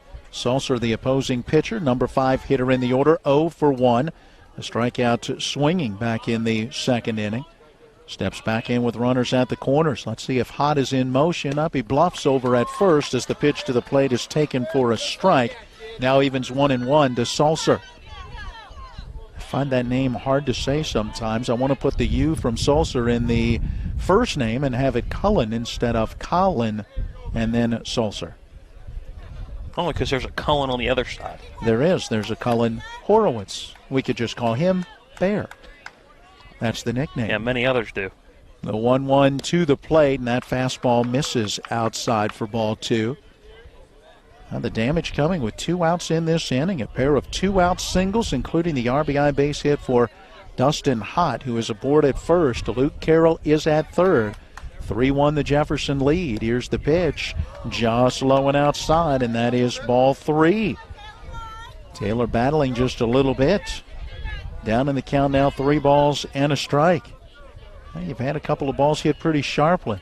Doesn't want to find the middle of the plate, so trying to nibble on the edges. And here's a ground ball towards the shortstop. Up with it is Gonzalez. The underhand toss to Anderson covering at second. And Dustin Hott is retired. That fielder's choice out will go 6-4. It will bring the inning to a close, but a productive inning nonetheless for Hampshire, as they are able to plate a run on 3 hits. The 2-out RBI hit from Dustin Hott will make it Jefferson 3 and Hampshire 1. The level of care that I got at WVU Medicine was top-notch. If you're not progressing in healthcare, you're falling behind. Is really an integration, looking at a clinical care network, looking at the good people who can help push the envelope and raise the bar for delivering a quality healthcare product. To have my life back is absolutely a blessing. I'm beyond thankful for WVU Medicine. I absolutely 100% have my life back.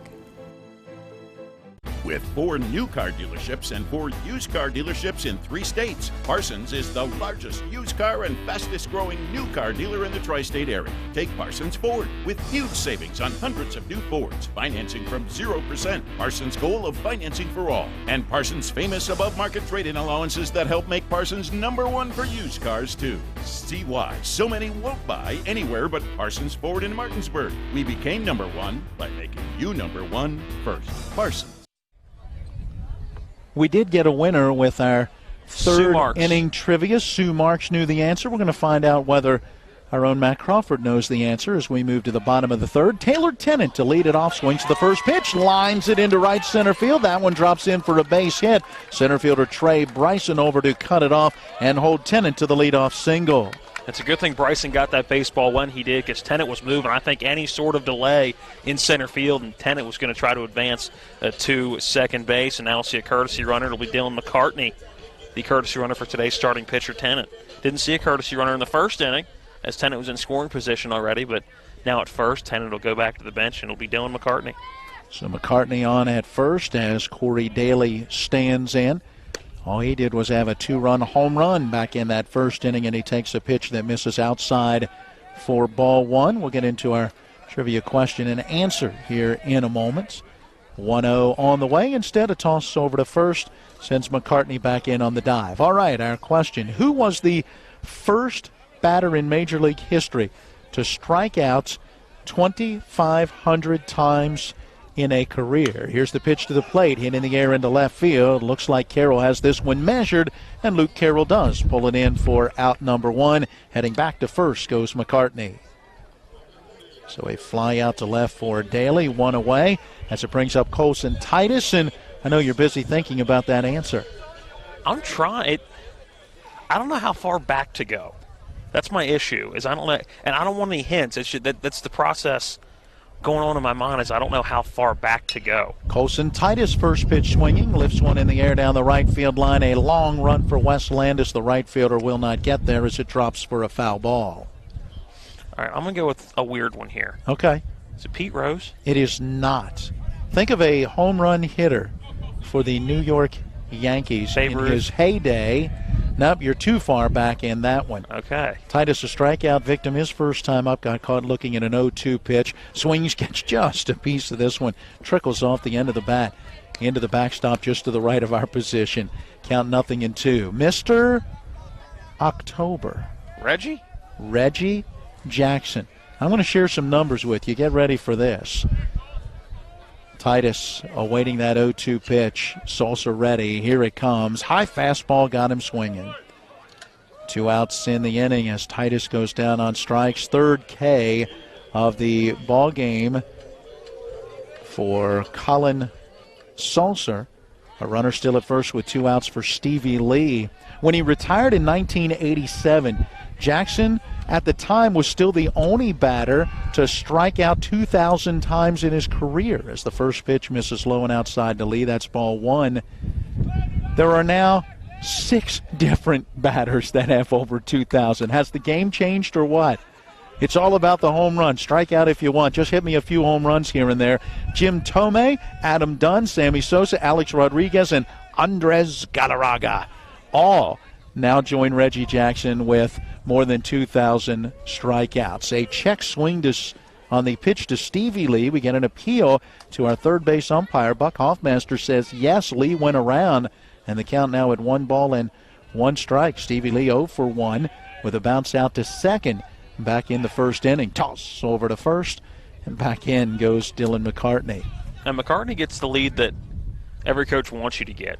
You get your body length and the steps that you have to make the quick little spin, then dive back in, and you're just beating the throw out. You're getting every inch you possibly can, and that's what McCartney does at first. Is he's got to manicure some dirt over there. Pitch to the plate, a strike on the outside corner now at 1-2 to Stevie Lee with the hole to hit through with that runner at first. And they may need to bring the tractor back in and re-drag as he kicked out a nice spot out there where he's getting the front foot, trying to dig in and make his move. Again, Salsa paying a lot of attention.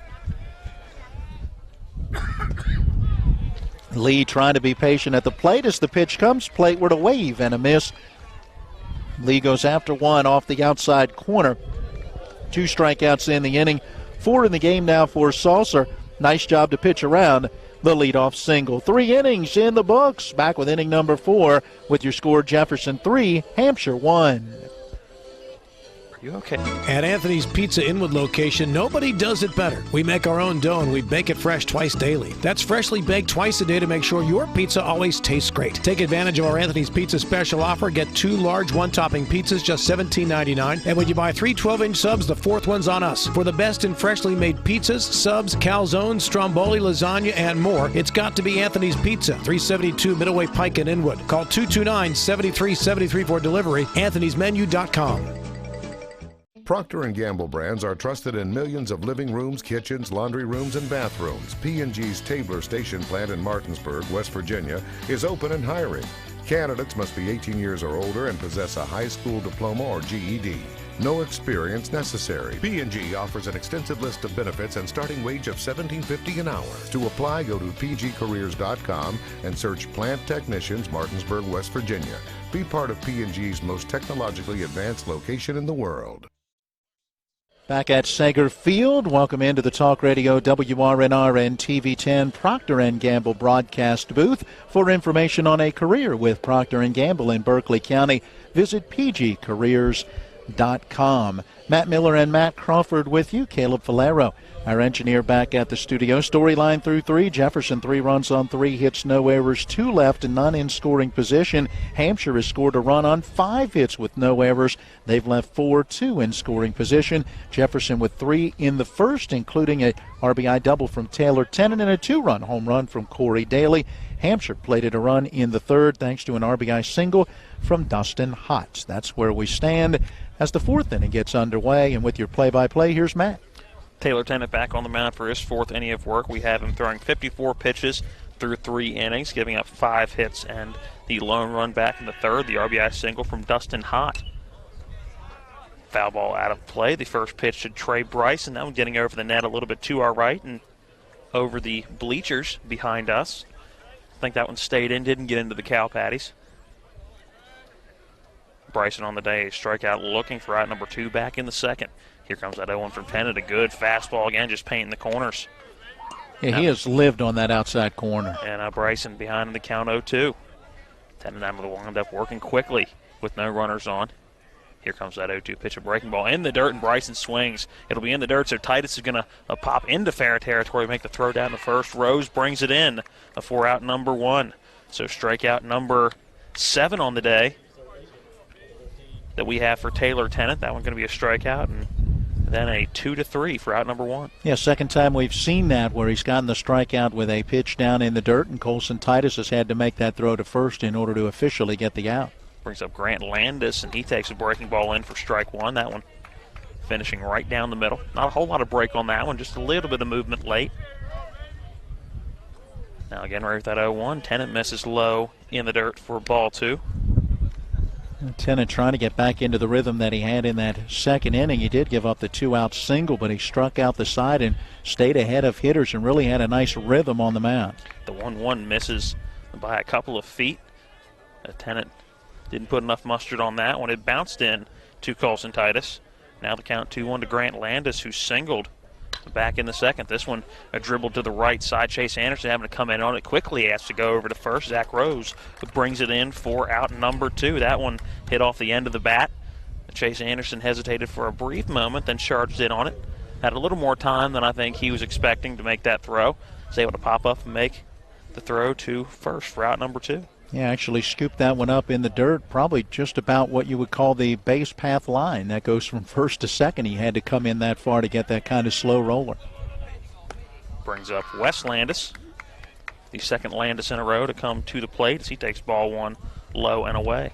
Yeah, that ball barely going off the bat of Grant Landis. So I wasn't sure how close the play was going to be at first, but Chase Anderson making a good play. Count 1-0, lifted into foul territory. Zach Rose going over, and that one's going to get out of play over the fence down the right field line. So the count to Wes Landis, knotted up. 1 ball, 1 strike here in the top of inning number 4. Tennant ready with that 1-1 pitch. Here it is. That's a called strike 2 on the outside corner. I was going to say, where else? That's where he's been living with the fastball, and he has really done a nice job of painting the black on that outside edge. Here comes the 1-2 pitch, 2 outs. That a check swing at the plate and missing just up and away, maybe just even away. Not sure how up that one was. Looked just about letter high and must have missed just off the plate. Yeah, Landis fortunate. He's going to see another pitch with the count 2-2. Ready with the break even. Here's a 2-2. A swing and a miss, and Wes Landis goes down on strikes. The second strikeout of the inning for Taylor Tennant. Strikeout number 8 for him in the ball game, and it's a 1-2-3 inning for Tennant. His first of the ball game. It's Jefferson 3, Hampshire 1. We'll be back for the bottom of the 4th next. This is high school baseball on Talk Radio, WRNR, and TV 10. At Anthony's Pizza Inwood location, nobody does it better. We make our own dough and we bake it fresh twice daily. That's freshly baked twice a day to make sure your pizza always tastes great. Take advantage of our Anthony's Pizza special offer. Get 2 large 1-topping pizzas, just $17.99. And when you buy 3 12-inch subs, the 4th one's on us. For the best in freshly made pizzas, subs, calzones, stromboli, lasagna, and more, it's got to be Anthony's Pizza, 372 Middleway Pike in Inwood. Call 229-7373 for delivery. Anthony'sMenu.com. Procter & Gamble brands are trusted in millions of living rooms, kitchens, laundry rooms, and bathrooms. P&G's Tabler Station plant in Martinsburg, West Virginia, is open and hiring. Candidates must be 18 years or older and possess a high school diploma or GED. No experience necessary. P&G offers an extensive list of benefits and starting wage of $17.50 an hour. To apply, go to pgcareers.com and search Plant Technicians, Martinsburg, West Virginia. Be part of P&G's most technologically advanced location in the world. The Jefferson Cougars have been scoreless since the bottom of inning number 1. Trying to change that here in the bottom of inning number 4. They still hold the 3-1 lead. Zach Rose, the left-handed first baseman, steps in, takes ball 1 just a bit low. Here comes that 1-0. That one misses inside, ball 2. Rose on the day, a strikeout looking back in inning number 1, just the second at bat for him on the day. Ready with that 2-0, and it's driven into right field for a base hit, splitting the second and first baseman, and Rose aboard with a leadoff single. Well, you go back to Saturday, and Zach Rose was at the plate 3 times and 3 times hit ground balls to the second baseman, this time able to turn on it and get it in the hole between the first and second baseman for a hit. And what does that tell you? As a lefty, that means he's not waiting on it to get in the zone quite enough. Again, just a sophomore. Plenty of time to work on it. Definitely a lot of upside, a 264 hitter on the season. Also drove in 23 runs. Brings up Colin Horwitz, who rips one into left field. So back-to-back singles to start off the bottom of inning number 4. Horwitz sending the first pitch he sees into left field. So 2 runners on now, no outs in the bottom of inning number 4, and this looking a lot like the way the first inning started for the Cougars. Well, you got to imagine Mason Lance may very well be laying down a bunt to go ahead and advance those base runners with the 9 and 1 hitters then do next. We were wondering how long we were going to see Salser as that bunt is laid down. It's going to go right back to the pitcher. Salser up with it. The only play he's going to have is at first. And Lance will be retired, but it's going to go down as a sacrifice as both runners will move into scoring position. Rose will move over to third, and Colin Horwitz moving up to second. So Mason Lance doing the job that he was instructed to do, laying the bunt down. Not the best location to send it right back to the pitcher. But was able to move the runners. I'll note that out is recorded 1-4. The first baseman, Mowry, was coming down the line, so that was Hott, the second baseman, who had to charge over and make sure that he was there to cover first. And a great bunt by Lance. That fastball was up and in. It was eye level, but he kept the bat level and was able to get that bunt down. Chase Anderson now steps in.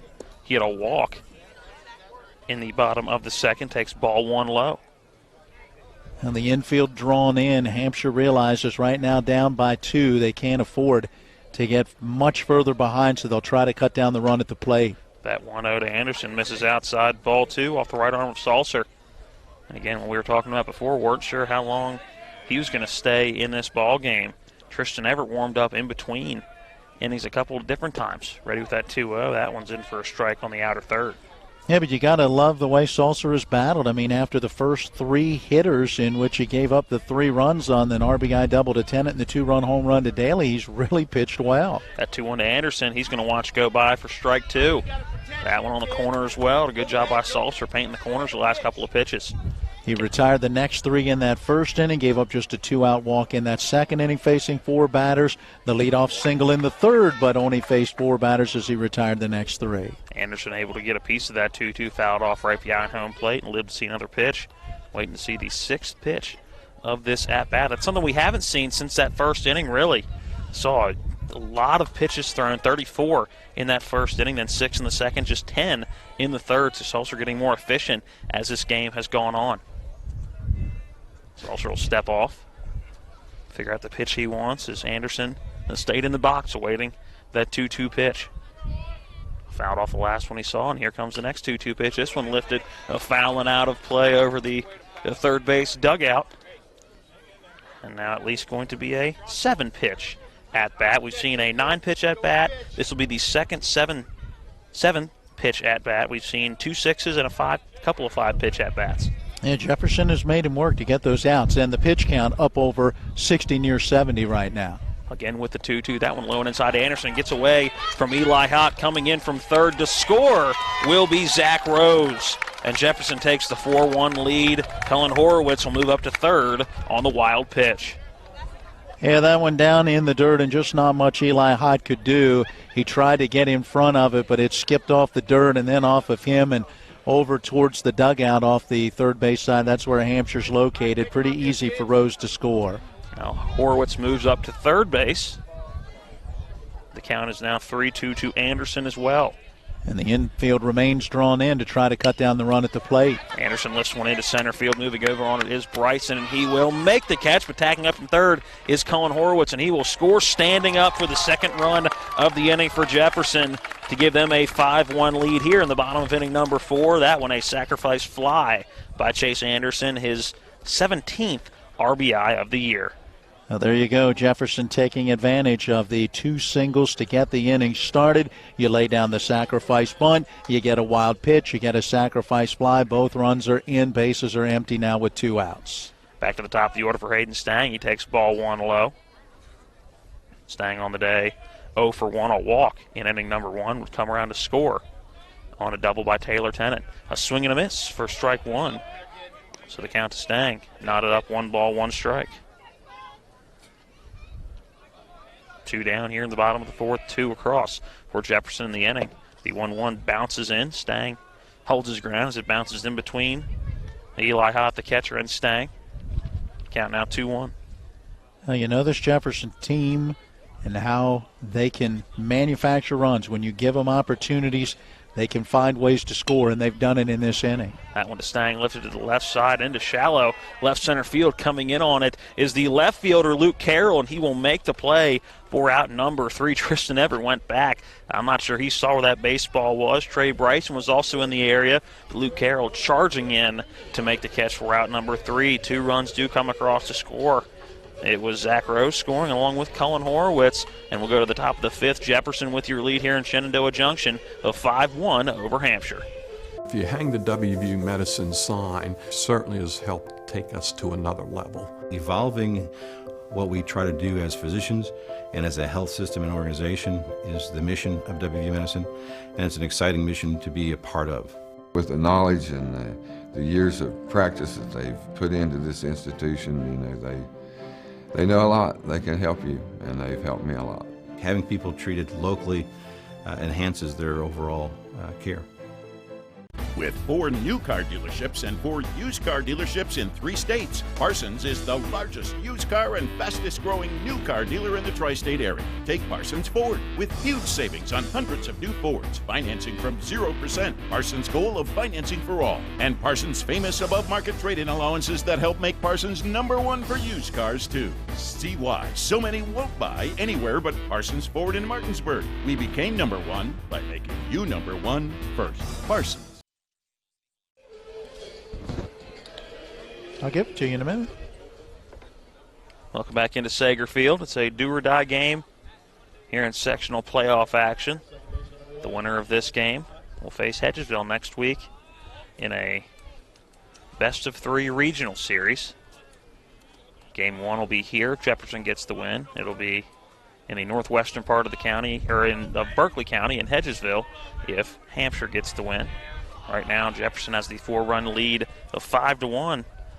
In the bottom of the order to start this inning off, it's Alex Hott to start inning number 5 as he takes ball 1 low off the right arm of Taylor Tennant.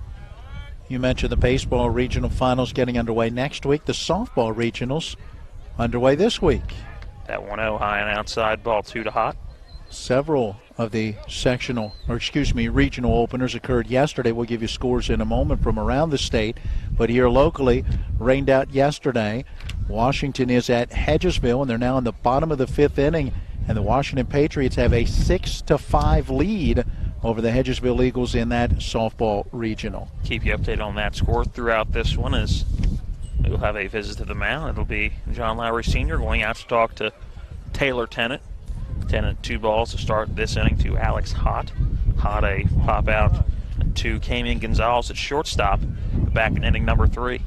Wheeling Park and Morgantown also could not get their regional opener in yesterday, so they'll open today in girls softball. George Washington shut out Greenbrier East 16-0 in 5 innings yesterday to take game 1 of that series, and Hurricane upended Parkersburg 6-2 to take game 1 of that series in Region 4. That 2-0 in for strike 1, so apparently whatever Coach Lowry told Taylor Tennant was just what he needed to hear. Delivering strike 1, not ready with that 2-1 pitch, but that one misses low and inside, ball 3. Good eye by Alex Hott, the number 9 batter in the order. He's starting second baseman for the Trojans. Tennant really worked quickly between those 2 pitches. He threw that strike, and I think that time may have almost worked too quickly. Just trying to keep up with the momentum he had from the first strike of the at-bat. Now out of the windup, ready with the 3-1. That one just below the knees, ball 4. The first walk of the day for Hampshire and the 23rd walk of the season allowed by Taylor Tennant. Matt, as far as sectional play, there's only one other sectional championship on the boys' side in AAA that has not been decided, and that is over in Region 3 and Section 2. Riverside will play at Beckley Woodrow Wilson tomorrow night at 6 o'clock. They couldn't even get the game in today. First pitch to Tristan Everett as we're back to the top of the order for Hampshire as he takes ball one just a bit high and inside. Outside of that, in Region 1, Wheeling Park and Morgantown will meet for that regional title. The 1-0 to Everett misses just off the plate, ball two, so Taylor Tennant is struggling to find the strike zone so far here in the top of inning number 5. Have that as ball number 6 thrown in 7 pitches. Ready with that 2-0. This one, a ground ball to the left side. A diving Cullen Horowitz comes up with it, pops to his feet. Good throw over to first, but Rose can't dig it out of the dirt as that one was low. Moving up to second on the ground ball was hot on the throw.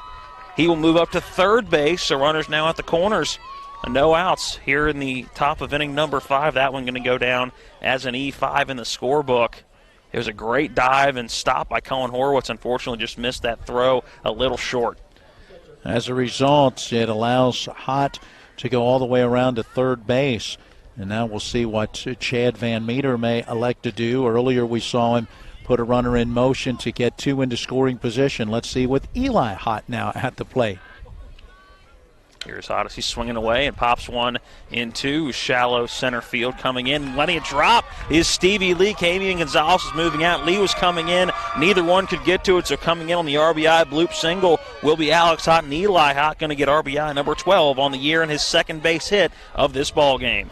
Well, that's one that just ends up in no man's land. He did not get much on it, but was able to get it out of the infield. Gonzalez going out, couldn't get to it. Lee had no chance to get to it, charging in from center. It drops in, and Hott gets an RBI hit. Tristan Everett moving up to second base.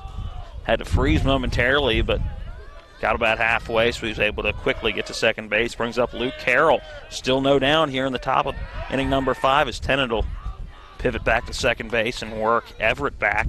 He's in safely without a throw. Neither middle infielder was moving over.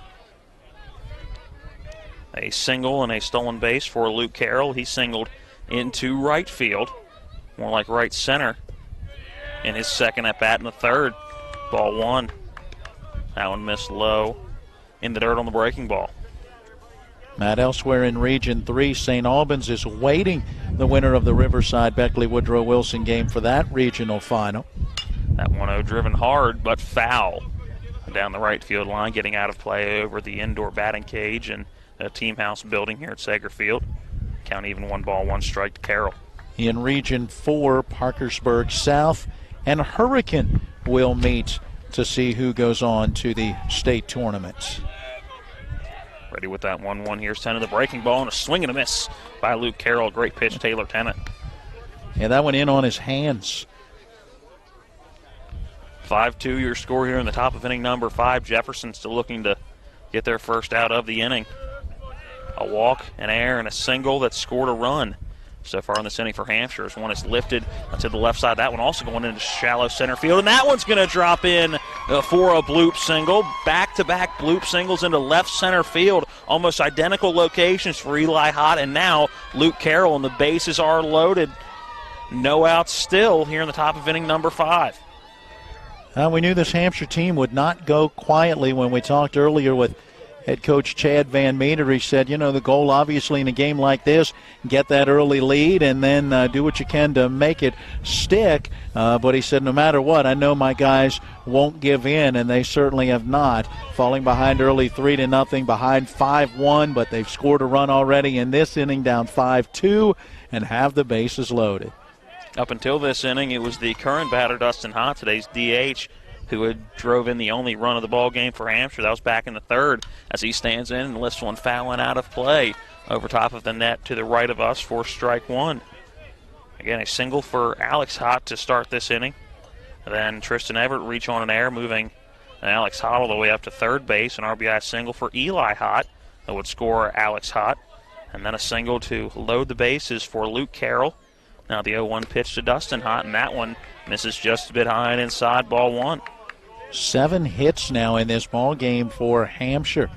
1 in the first, 1 in the second, 3 when they scored their run in the third. They've added a couple of hits already here in this 5th inning. Tennant ready with that 1-1. Here it is. That one, a fastball high and inside, ball 2, and Taylor Tennant struggling to find the strike zone. Matt, looks like Dylan McCartney beginning to loosen in the bullpen down the right field line for the Jefferson Cougars. Should the struggles for Tennant continue in this half inning or beyond. Corners playing in middle of playing double play depth is that 2-1, a fastball in for strike 2 to Dustin Hott. I think he was going to make Taylor Tennant throw him a strike, and that's exactly what Tennant did, a fastball right down the middle. 2-2 pitch to Dustin Hott, on the second batter this inning to see 2 strikes, and here comes that 2-2 pitch. Strike 3 called on the outside corner for out number 1 as Hott goes down on strikes, looking for the second time in this ball game, and a big first out for Taylor Tennant and the Jefferson Cougars. And I know you see the reaction if you're watching on TV 10. Dustin Hott not really liking that, feeling like it had missed outside, but that outside corner has been there all day. You've got to try to get the bat on the ball on that one. Brings up Colin Salser. He pitcher right now for Hampshire. Again, at any moment we expect we could see Tristan Everett go to the mound. He takes ball 1 high and inside. Here comes that 1-0. That one misses low and away. A 4-2, so exact opposite locations on the first 2 pitches, 1 high and inside, 1 low and away. And you wonder, as you mentioned about Salser, we had him up to 77 pitches, 47 of those for strikes, having given up the 2 runs in that bottom of the 4th inning. We'll see if he comes out in the bottom of the 5th or not. Tennant ready with that 2-0. That one's driven foul out of play down the first base line. He gets out of play and back into the cow pasture. And Salser just trying to get the bat on the ball on that one. Outer edge of the plate. He had started into a swing. Just made contact, hoping to maybe spray one the other way. Here comes that 2-1. This one driven to the right side. Gets past Rose at first base. 1 run's going to come around to score. A second being wheeled around. Titus has it at the plate, but underneath the tag is Eli Hott, and he will score the 3rd run of the inning. Colson Titus had the ball in plenty of time, but a good job by Eli Hott, able to get underneath the tag and in for the 3rd run of the inning. And don't look right now, but it's just a 1-run ball game, 5-4 here in Shenandoah Junction. Boy, that is one heck of a slide for Eli Hott, as Colson Titus caught that one. He was a little out in front of the plate and slightly up the line towards third, and that gave just enough room for Eli Hott to be able to dive around the tag attempt by Titus. And give our plate umpire Brian Collins credit, being in the right spot to see that and make the call. Yeah, you could see it perfectly from our angle. Him getting underneath the tag, and we'll have a courtesy runner at first base for the pitcher, Salser. It'll be Ethan Champ after the 2 RBI single to score Tristan Everett and Eli Hott. Moving up to third base will be Luke Carroll.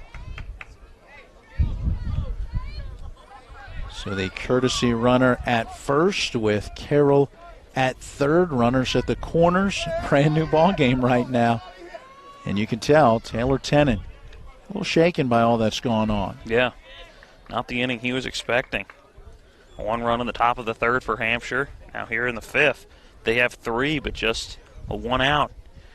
And runners at the corners. And that runner at third, the most important at this stage because it represents that tying run. Trey Bryson coming to the plate. He's got 2 strikeouts on his resume so far on the day. Ellen Everett beginning to loosen again down the left field line, but the catcher having trouble seeing, needs a pair of sunglasses. A first pitch to Trey Bryson. That one missed for ball 1. He gets squared around the show bunch. See if we may try to put that one down. No suicide type squeeze, maybe a safety squeeze. Here comes that 1-0 again, and the bunt is pushed down the first base line. Rose is going to have a play at the plate. No, he won't. He'll turn around and tag Bryson instead. Thought there may be a play at the plate, but that is going to go down as a suicide squeeze. And we have a tie ball game as Luke Carroll crosses the plate on the sacrifice bunt by Trey Bryson. Yeah, nice job. That's more of the safety squeeze than suicide, in that the runner at third was making sure that bunt was put down first, and Bryson did a great job pushing that right up the first base line, forcing the hand of Zach Rose on the play. So we're knotted up at 5 here in the top of the 5th. First pitch to Grant Landis misses outside. Ball 1. Moving up to second base was Ethan Champ, the courtesy runner for Colin Salser. Here comes that 1-0. That one misses just off the plate. Ball 2. So we've seen some small ball being played in this inning. A couple of bloop singles, a sacrifice bunt, pushed down the line to score a run, and error, allowing A runner to reach, and the breaking ball, that one misses just above the letters, ball 3. 8th batter in this half inning as Jefferson has come to life in this top of the 5th. That 3-0, a swing and a miss, and that one fouled off behind home plate. And that is something you do not see often, is a 3-0 green light in high school baseball. Well, Landis had it there, expecting a good pitch, and I'd imagine he'll have it again. Oh, hang on a minute. Our umpire, Brian Collins, has 2 strikes up on his hands as he gives the indication to the pitcher.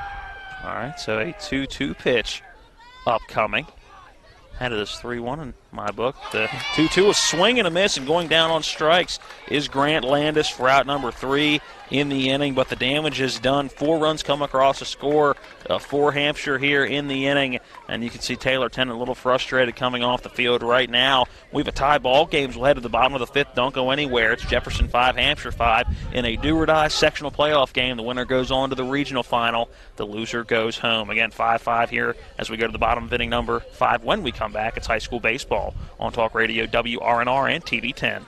When will I be able to retire? How do I make the most of the money I have? How do I leave a lasting legacy to my loved ones?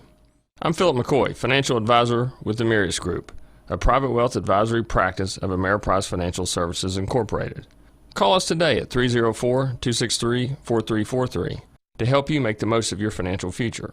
Our office is located at 1270 Winchester Avenue, Martinsburg, West Virginia. Ameriprise Financial Services Incorporated, member FINRA and SIPC.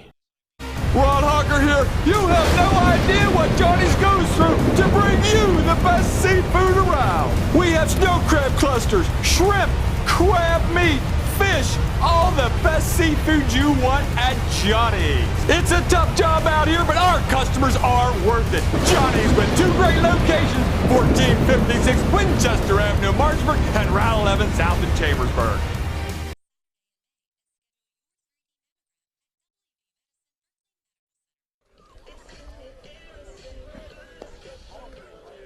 Pitching change for Hampshire, brought to you by Bears Repair at 904 Winchester Avenue in Martinsburg. Need an oil change or a complete overhaul? They do it all. For your automotive repair needs, call these certified mechanics at Bears Repair. Phone 304-262-0208. From quick looks, it looked like Trey Bryson moved to shortstop, but that could be just not getting a good number. It'll be Tristan Everett on the mound. I think you've got it. Looks like Mowry has gone out into left field. And then Bryson has come in to shortstop. Carroll, who was in left, has gone out to center. And replacing Mowry at first, our prior pitcher, and that's Colin Salser, with now Everett taking over on the hill. There will be a quiz at the end. I'm going to fail. Let me just tell you that right now. So Tristan Everett moving in from shortstop. The first pitch to Taylor Tennant. In for strike 1. Tennant trying to help his own cause, not the inning he wanted in the top of the 5th. Quickly, Everett delivers strike 2 on the breaking ball to Taylor Tennant. So Everett already ahead to his counterpart at the moment, 0-2. Salser will go 4 innings, giving up the 5 runs on 5 base hits.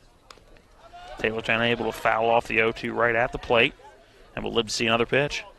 Salser will strike out 4 and issue 2 base on balls.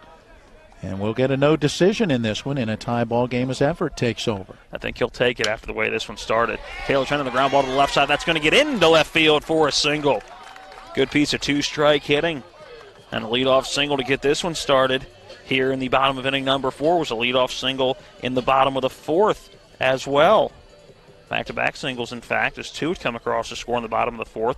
See if it's the same kind of magic in this one for Jefferson here in the 5th. Tennant going to stay in and run for himself, it looks like this time. A check swing out the plate is that pitch to Daly. Misses outside on the breaking ball. I wonder if that's an indication whether he'll come back out or not. We have him up around 95 pitches. We may see Dylan McCartney on the hill. The 1-0 pitch to Corey Daly misses inside, ball 2. Daly, a 2-run home run back in the 1st to score runs number 2 and 3. And then a fly out to left field. As a balk on the mound is Tristan Everett, a turn to throw to first and never threw the baseball, and apparently didn't step off the back of the mound first. That is the rule when going to first. You have to step off the back of the mound before twisting and throwing to first. If you're not going to throw, if it's just a quick jump turn, you are required to throw the baseball to first. So moving up to second base will be Taylor Tennant on the balk. Here's the 2-0 pitch to Corey Daly. That one a strike. A check swing on a pitch that was on the outside corner. Looking at the numbers on Everett, it's his 11th appearance on the mound this season, a record of 3-3 and a 4.44 ERA. Everett ready with that 2-1 to Daly. Daly puts one down the third base line. A good stab by Grant Landis. He'll fire over to first and get one out. Throw back over to first. Tennant is in safe, and the ball gets by Grant Landis at third base, and Tennant is going to come around to score on the high throw. So Tennant was moving on the pitch on the ground ball to Grant Landis. Hesitated a minute. Landis threw over to first. Salser had it, then tried to go back and get Tennant, who was moving up to third on the throw. The ball went high, and Taylor Tennant able to come around and give Jefferson the lead again, 6-5. Mistakes hurting Hampshire in this situation. After the single, you get the balk, and then you get the throwing error on the ground ball out, and you end up bringing a run home. First pitch to Colson Titus, by the way, in there for a strike. Titus 2 strikeouts on the day. You know he'd like to change that look around. So far, nothing doing for him as he takes a strike 2. So I believe that one's going to go down as an E1, as it was a backup by Tristan Everett. Here's a ground ball to shortstop. Titus going over. He will get thrown out by about a step. Great throw at shortstop. Over to first, and Salser able to bring it in for out number 2. So that out going to go 6-3 in the scorebook and 2 down here in the bottom of inning number 5. You mentioned the error again on who? I believe backing up third base was Tristan Everett. But I would give the E more on the E3 on the throw across the diamond that gets away. That ultimately allows the runner to even attempt to score from third, as opposed to the throw at the plate. There never should have been a play at the plate if it wasn't for the throw over to third. Stevie Lee lifts one to the right side of the infield. Going over is Alex Houghton. He will bring it in. A 4-out number 3. So a interesting inning. One does come around to score to give Jefferson the lead again. They will go to the top of the 6th inning with the 6-5 lead. This is West Virginia High School Baseball on Talk Radio WRNR and TV 10. Nobody. Welcome to La Bella Vita, named for my Grandma Vita. Our mountaintop getaway honors her legacy while complementing the home's spectacular views. This recently renovated property boasts a breathtaking landscape of Deep Creek Lake while providing great open interior spaces for a sensational vacation. You'll immediately notice the great room allows for entertaining, dining, and relaxing after long days on the lake or skiing on the slopes of Wisp. Your family and friends will enjoy relaxing in all the open spaces. The home features 6 bedrooms, including 4 that are private suites. And each of the 4 levels of this home feature amazing visibility as far as the eye can see. Like our family, we hope you enjoy making memories here on the mountain. We love sharing the spacious, warm, and inviting home that overlooks the lake. Cheers to the beautiful life, La Bella Vita. Welcome back in here at the top of inning number 6. Some in-between inning chatter. A little sinus headache in case you catch that one. Some allergies kicking in. And a interesting last couple of innings here in Shenandoah Junction. 4 runs in the top of inning number 5 to tie this game up at 5 between Hampshire and Jefferson. Then 1 in the bottom of the 5th as Taylor Tennant, some heads-up base running, but also some errors in the infield to allow him to come around and score after a leadoff single. And then 3 outs. Got Hampshire out of inning number 5 in the first inning in relief for Tristan Everett. Looks like Dylan McCartney will be on the mound. So I believe Taylor Tennant going to bump to second base, as that was being played by Chase Anderson. First pitch to Weston Landis is a ball outside. This pitching change brought to you by Bears Repair at 904 Winchester Avenue in Martinsburg. as that 1-0 lifted into left field. That one sharply down the line. That'll be in for a base hit. Rounding first and going to second will be Wes Landis. Hayden Stank sending the ball in, but in on the slide is Wes Landis for a leadoff double. Boy, and a hard slide into that second base bag. Landis with a little bit of a late slide, hit it hard. The foot really stuck as he hit that base, but what a way to get the inning started. And we saw this Hampshire team do pretty well against Dylan McCartney in Saturday's games. We're going to have a pinch runner is what it looks like, as Wes Landis playing right field, so a pinch runner. Looks like it's going to be number 14, Trevor Sardo. So Sardo at second base as a true pinch runner. Again, Dylan McCartney, we saw to try to get the last couple of outs in the game on Saturday that allowed Jefferson to play this game. Let's go, Dale. Stepping up to the plate is Alex Hott, and he will actually go down and have a conversation with his head coach, as Colson Titus will go out and have a conversation with Dylan McCartney. I think we have the rare offensive timeout there so that Chad Van Meter can get his group together and make sure what he wants to have them do with now the tying run at second base and nobody out. A great hit by Landis to turn on that pitch and collect what will be his first double of the season. Wes Landis was hitting 155 coming into today, 9 hits in 58 at-bats, did not have an extra base hit until that double. Bunn squared around on the dribbler right back up to the pitcher McCartney. He's only going to have one play over to first. And hauling it in is Taylor Tennant as he is coming around on the wheel as Zach Rose coming in to field the bunt. Moving up to third base will be Trevor Sardo, the pinch runner for Wes Landis. So there's another of those sack bunts that goes 1-4 to get the out at first base. But the job is done as now the tying run just 90 feet away. And after a very cleanly played the last couple of games we've seen between these two teams, it's been an interesting last couple of innings, to say the least. Back to the top of the order, Tristan Everett takes ball one low and inside. Taylor Tennant, that we had going 5 innings, giving up 8 hits.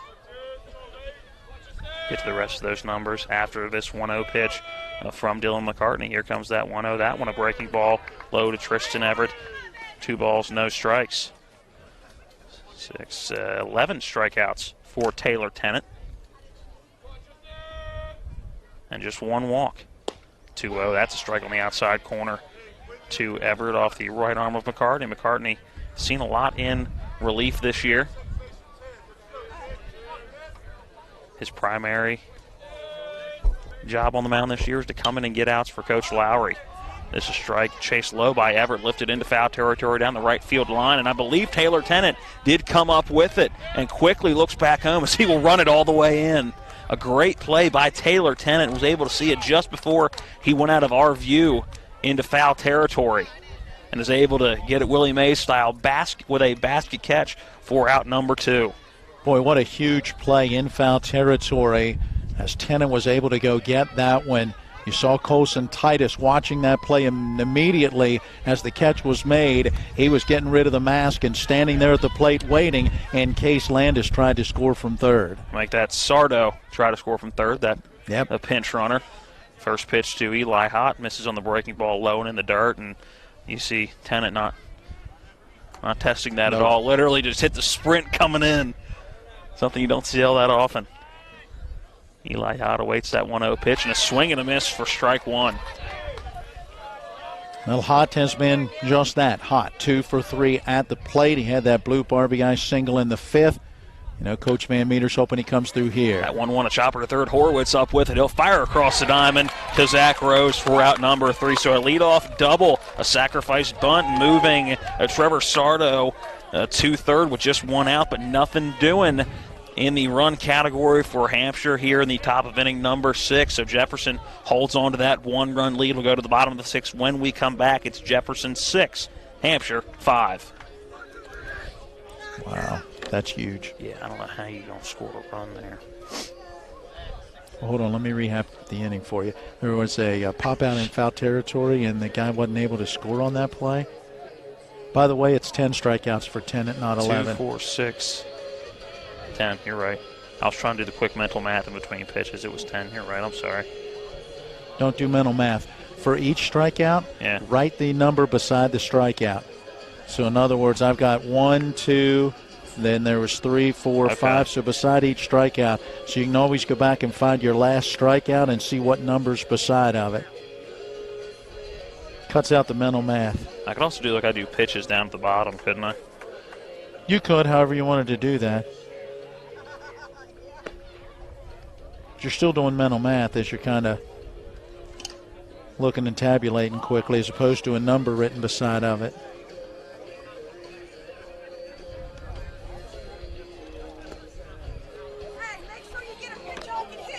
Welcome back into Sager Field. Tensions growing ever higher here in the do-or-die sectional title game. You hesitate to say that throughout because it's more of a series than anything, but this one a true title game. The loser of this game starts their offseason. The winner is being awaited by Hedgesville next year. And or next week, Next rather. week, yeah. Hampshire, last time in the regional final against Hedgesville in 2013. Zach Rhodes leads the inning off. A sharp hit ball to a saucer down at first base. He's able to grab it on the forehand. A great snag. Go and touch the bag for out number 1. Yeah, very tough play for the first baseman. It was a case where he could reach out glove side, but that was that short hop, and he was able to grab that one and take it to first. Otherwise, that could be extra bases. I know you're surprised about this, but that ball off the bat of Zach Rose went to that right side of the infield. I'm not surprised. Brings up Cullen Horowitz as he brings that front shoulder in and kind of bails out a little bit, but not fully, as that was ball 1 just a bit inside. That 1-0 pitch on the outer third about belt high for strike 1. The count now 1-1 to the Bear. Hampshire trying to get to the regionals under the current format. Go back to 2013 and you had a regional semi and then a regional final. They won the semi to get to that final before losing to Hedgesville before Hedgesville went to the state tournament. Was Horowitz ever fooled on that 1-1? He was expecting fastball, a breaking ball that I think sent a wind gust to left field. Now that 1-2 pitch misses high and outside, ball 2. Yeah, he was expecting fastball the entire way, way ahead on that pitch, and a hearty cut that pulled the front shoulder of the head, basically the entire body out. Now that 2-2, a fly ball lifted into right field. Wes Landis going over, now coming in as he will haul it in for out number 2. Good job by Wes Landis in right field, working back, then to his left, and realizing the ball was coming in just a few more feet than where he was standing. Taking a few steps in and hauling it in, so 2 up, 2 down here in the bottom of inning number 6. Brings up Mason Lance, a swing and a miss on the first pitch he sees for strike 1.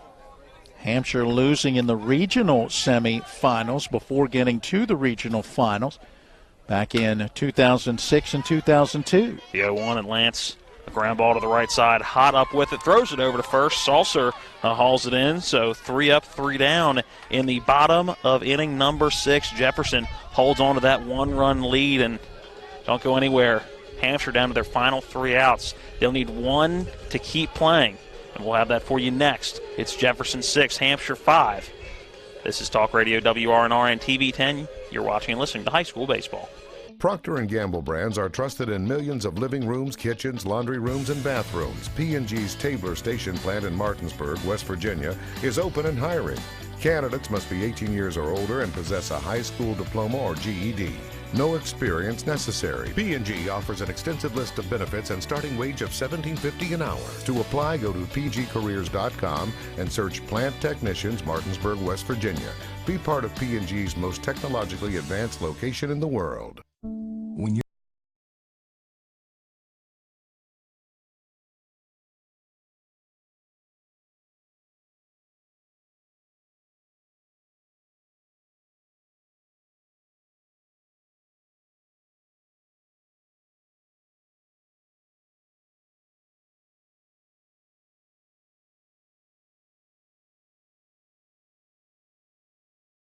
Inwood and Charlestown Ranson, we're here when you need us. Welcome back into Sager Field. So far in this one, Jefferson 3 runs in the bottom of the first. Hampshire would have the next run. That was in the top of inning number 3. 2 in the bottom of the fourth for Jefferson. 4 in the top of the fifth for Hampshire. 1 in the bottom of the fifth for Jefferson. Strike 1 to Luke Carroll, and back in with the rest of the play-by-play for this one, Matt Miller. Top half of inning number 7, last chance for the Hampshire Trojans against Dylan McCartney, reaching out and tapping that 0-1 pitch. Carroll hits it on a bounce right back to McCartney on the front slope of the mound. He'll take it towards first and make the short throw for out number 1. Just the way you want to do it if you're Dylan McCartney, getting that grounder right back to you. And out number 1 in the books, and the all-important first out of the inning. And, Matt, where have we seen this situation before? A one-run game with Hampshire up to their last couple of outs.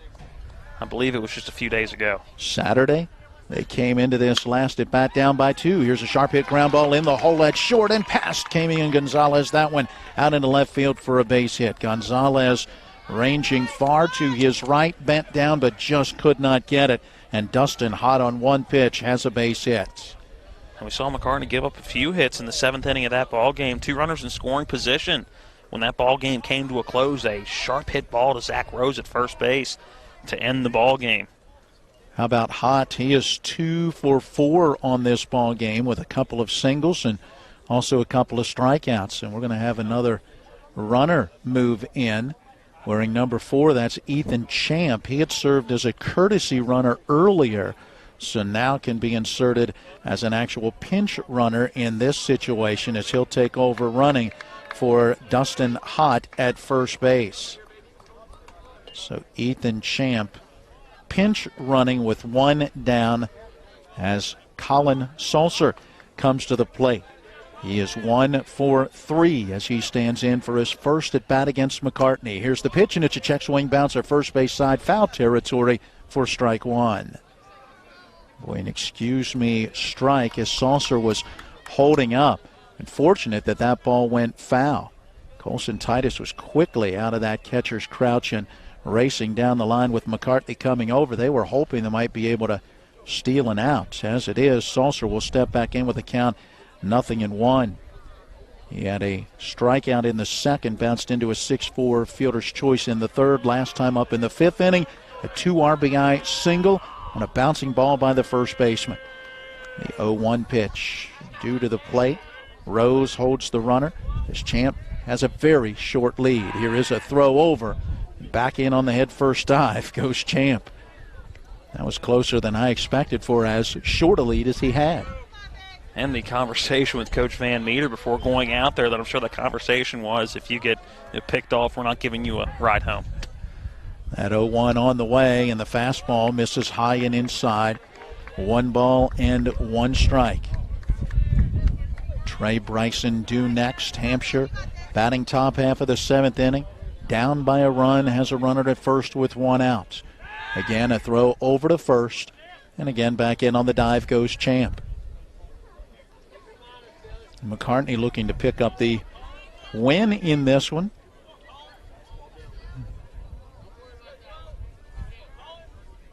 Looks over his shoulder at the runner and comes to the plate and finds the inside corner with a called strike 2.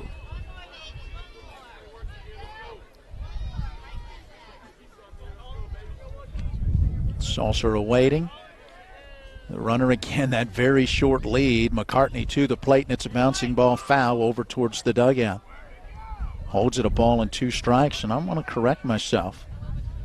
Got to go back and say that Tennant may still very well get the win because he was the pitcher of record at the end of the top of the 5th. And then Jefferson scored 1 in the bottom. McCartney didn't come in until the 6th, so he could get a save, which has been his mastery. Throw over to first. It gets away from Rose after diving in. Champ gets back to his feet, heads towards second. He's going to head for third. Here comes the throw, and he is safe at third. An unbelievable dive by Champ to get around a would-be tag by third baseman Cullen Horowitz, and somehow Champ was able to get in there. Oh my goodness. That is a awfully tough play to call, and I can't tell you whether it was the right or wrong call by third base umpire Buck Hoffmaster, because from our angle that is such a tough play to see. And I think Horowitz doing the right thing. Even if he didn't get the tag, don't go back for the second attempt, because that is where you're assumed you didn't get the tag. So a good job by Horowitz, but an equally good job by Champ moving from first to third on the pass ball over at first. Boy, I was surprised that he tried to go all the way from first to third.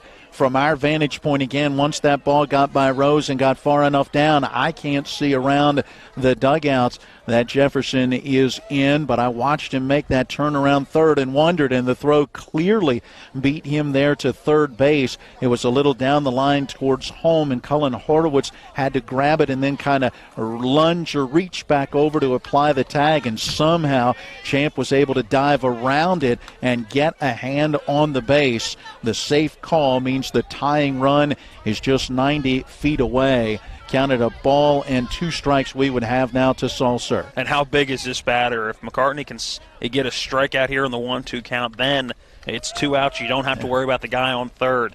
You just have to get a pop-up or a ground out somewhere. So this is a big pitch coming up. Salser now steps back in. Infield draws in. They'll try to cut down the tying run at the plate. Top of the 7th inning. Should Jefferson bat, they'll have the 9-1-2 hitters do. Time being taken again as Salser not quite ready to step in. Now he's ready. Dylan McCartney as well. The 1-ball, 2-strike pitch. It's on the way, and it is a swing and a miss. He got him.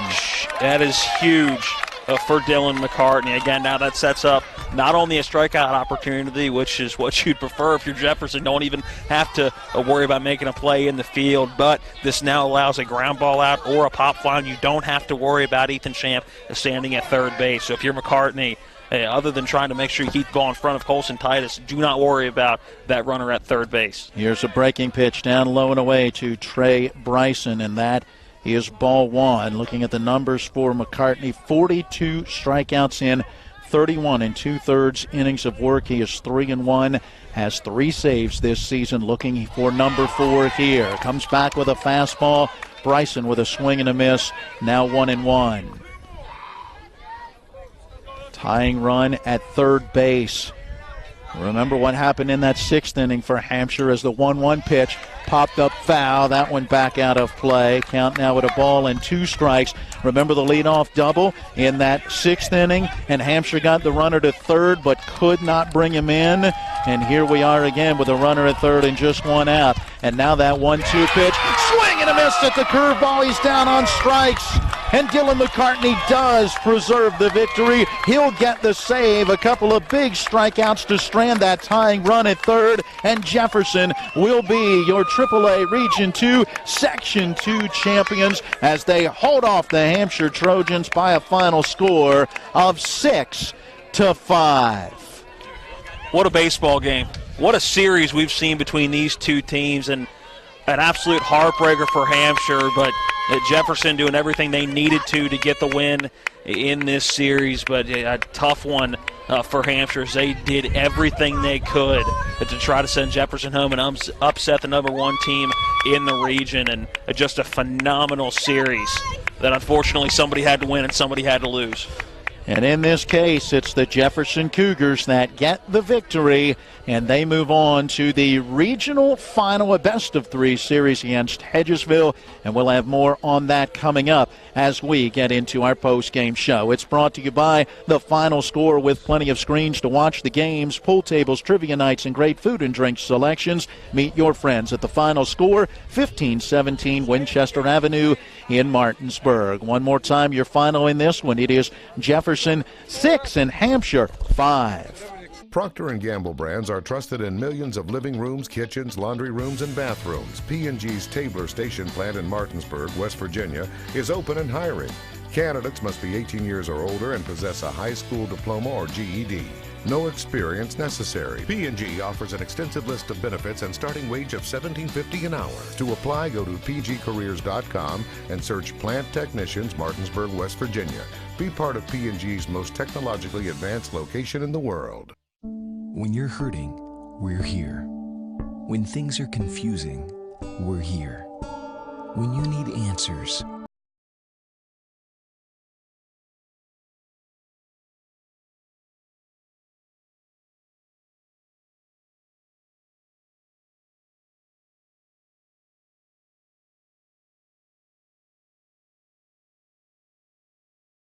Ellensburg, Inwood, and Charlestown Ranson. We're here when you need us. If you hang the WVU Medicine sign, certainly has helped take us to another level. He literally saved my life. It's just mind-boggling to me that he was able to do what he did. We're able to effect much more of a difference for our patients with these resources. Having people treated locally enhances their overall care. They treat you great, and they're down to earth in the West Virginia way that all West Virginians treat each other.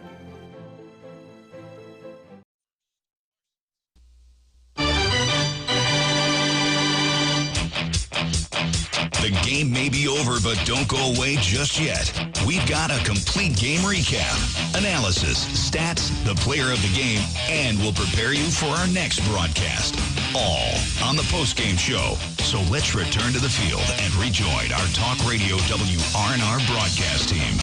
Field and the Talk Radio WRNR and TV10 Procter & Gamble broadcast booth. For information on a career with Procter & Gamble in Berkeley County, visit pgcareers.com. Along with Matt Crawford, I'm Matt Miller. Caleb Falero is our studio engineer. Getting into our final score post-game show, recapping the scoring in this one as the Jefferson Cougars are presented the sectional championship plaque. And meanwhile, out in left field, a heartbroken Hampshire Trojans team is lamenting the possibilities in this one. A 2-1 loss on Saturday and now a 6-5 loss here today. And, the Jefferson Cougars needed 2 wins, and, Matt, they found a way to get them, including another thriller here today. And it is, and I hate to say this because not taking anything away from what Hampshire did, but this is what separates those good teams from the teams that are a 500 team or a good team but not quite at the level that this Jefferson Cougar team is. There's a reason they were the #1 team in the entire region, and they were able to scrape away at those tight ball games. And Hampshire gave Jefferson everything they could handle in this series, and unfortunately for them, it's going to be a tough bus ride home and a tough offseason thinking of the what-ifs. Well, let's tell you how it played out as Jefferson scored the first runs of the game in the bottom of the first inning. Hayden Stang, a leadoff walk. Taylor Tennant followed with an RBI double. Corey Daly with a 2-run home run, and it was a 3-0 early Jefferson lead. And, Matt, at that point you kind of wondered, okay, how is Hampshire going to respond? Well, starting pitcher Colin Salser really responded well, getting the next 3 outs and settling in for the next couple of innings. Yeah, for the next couple of innings up until inning number 4, just 1 hit over innings number 2 and 3, only 1 walk in there as well. So he pitched really well, and that was after we weren't sure whether he was going to get to inning 3 or 4 in this ball game, and he came out and settled down when he needed to. You even saw him settle down in that first inning after giving up the 3 runs. He retired the next 3 batters, so I think he used a lot more in this game than a lot of people may have expected after seeing the way it started. Hampshire would get on the board in the top of the 3rd inning with a 1-out single was Tristan Everett. Then with 2 outs in the inning, Luke Carroll singled, and then Dustin Holt delivered the RBI single, and that cut the Jefferson lead down to 3-1, but the Cougars would push it out to a 5-1 lead, scoring a couple of runs in the bottom of the 4th inning. Leadoff singles for Zach Rose and Cullen Horowitz after a sacrifice bunt.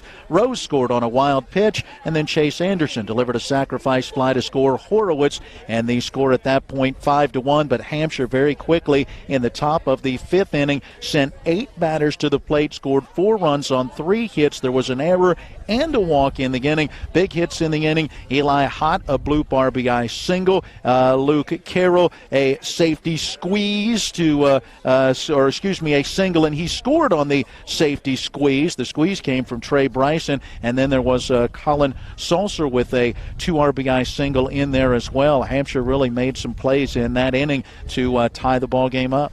Yeah, that was their best inning of the ball game. 3 hits in that inning, and it drove guys around and played small ball when they needed to. There was clutch hitting. You mentioned the hit by Colin Salser, a 2 RBI single, a couple of nice bunts laid down in that inning as well. It looked like they were going to be on a roll coming into the end of that ball game. That was going to be the inning that could have possibly turned them around and sent them in the right direction for the remaining innings of the ball game. But unfortunately, that would be all she wrote for that Hampshire team when it came to runs in the game. In the bottom of the 5th inning, Jefferson would answer. Taylor Tennant with a leadoff single went to second on a balk, and then eventually scored on a throwing error as Corey Daly grounded out 5-3.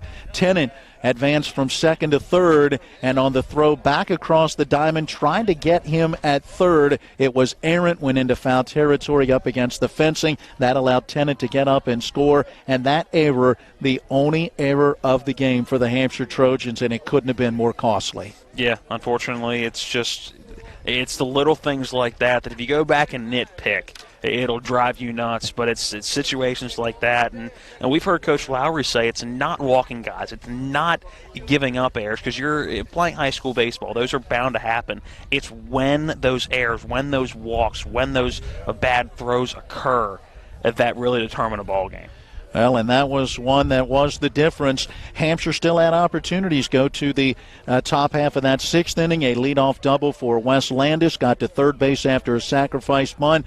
At third, just 90 feet away with one out, but they could not get him home. A pop out in foul territory and a ground out to third, end of the inning. And then in that top of the seventh inning, a one-out single for Dustin Hott gave way to the pinch runner, Ethan Champ. He goes to third on a throwing error. He's just 90 feet away with one out, but Dylan McCartney shut the door. Back-to-back strikeouts, and the ball game is over, and Jefferson gets the win and the sectional championship by the final of 6-5. Our postgame brought to you by the Final Score. They're at 1517 Winchester Avenue, just south of Martinsburg. Meet your friends at the Final Score and talk about the game. We'll come back and wrap up our postgame before we get you off to Washington Nationals baseball as they take on the New York Mets. When we return, we'll run the numbers from tonight's contest. Again, your final, it is Jefferson 6 and Hampshire 5. With 4 new car dealerships and 4 used car dealerships in 3 states, Parsons is the largest used car and fastest growing new car dealer in the tri-state area. Take Parsons Ford with huge savings on hundreds of new Fords, financing from 0%, Parsons' goal of financing for all, and Parsons' famous above market trade-in allowances that help make Parsons #1 for used cars too. See why so many won't buy anywhere but Parsons Ford in Martinsburg. We became #1 by making you #1 first. Parsons. Ron Hawker here. You have no idea what Johnny's goes through to bring you the best seafood around. We have snow crab clusters, shrimp, crab meat, fish, all the best seafood you want at Johnny's. It's a tough job out here, but our customers are worth it. Johnny's with 2 great locations, 1456 Winchester Avenue, Martinsburg, and Route 11 south in Chambersburg.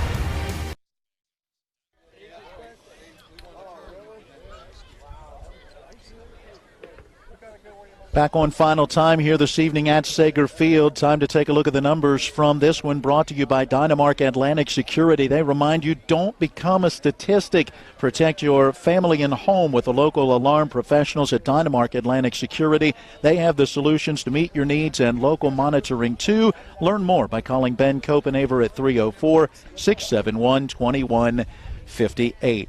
Matt, we begin with the pitching totals. Taylor Tennant will get the win in this one as he goes 5 innings, and Jefferson scored in the bottom of the 5th inning. He was still officially the pitcher of record, and he'll get the victory.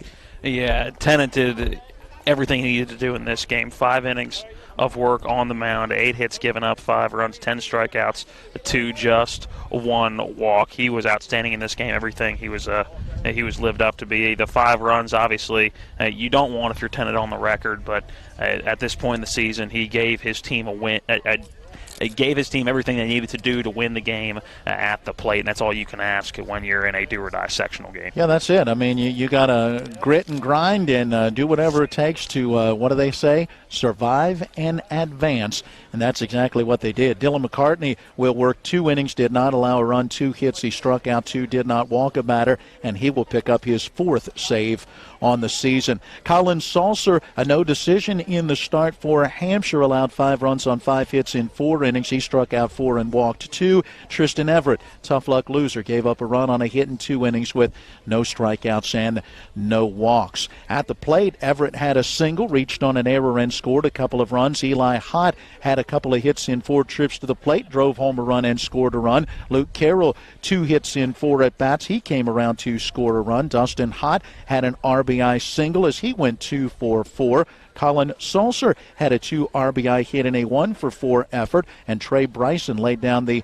sacrifice bunt on that safety squeeze to help bring in a run. Grant Landis had a single in 3 trips to the plate. Wes Landis had a double in 3 trips to the plate, and Alex Hutt a walk and a sacrifice bunt. Very productive out of the number 9 spot in the order. He came around to score a run. For the Jefferson Cougars, Hayden Stang, he drew a walk going 0 for 2 but scored a run. Taylor Tennant had 3 hits in 3 at-bats, 2 runs scored and a run driven in. Corey Daly 1 for 3 with a 2-run home run. Zach Rose went 1 for 3. He scored a run. Cullen Horowitz, he went 1 for 3 and scored a run as well. Mason Lance, a sacrifice bunt that was key in the 2-run 4th inning, and Chase Anderson, a walk and a sacrifice fly to drive home a run. So final totals look like this. Jefferson had 6 runs on 6 hits with 2 errors, 2 left and none in scoring position. Hampshire 5 runs on 10 hits, 1 error. They stranded 7, 5 in scoring position. Tennant with the win is 9-3. McCartney is 4th save. Everett falls to 3-4 with the loss. Time of the game 1 hour 48 minutes. Jefferson improves to 26-7, and as the sectional champion will advance to the regional final next week. Hampshire wraps up their season at 12 wins and 20 losses. So as we wrap it up, Matt, let's take a quick look ahead. We've got what should be one fun series, best of 3, beginning next Monday between the Cougars and the Hedgesville Eagles. Well, you're going to have 2 teams that have phenomenal pitching staffs, and probably 1 through 3. When you look at the 3 starters, you're going to see 3 of the top or 6 of the top pitchers in the entire Mountain State when it comes to rotations.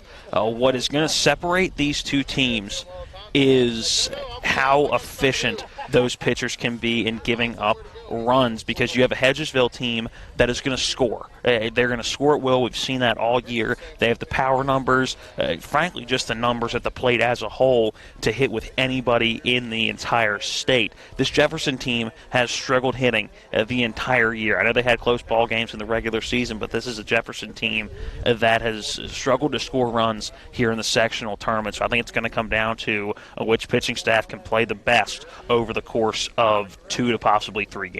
Well, you look at the regular season, and Hedgesville came here to Sager Field all the way back on March the 27th. Seems like so long ago.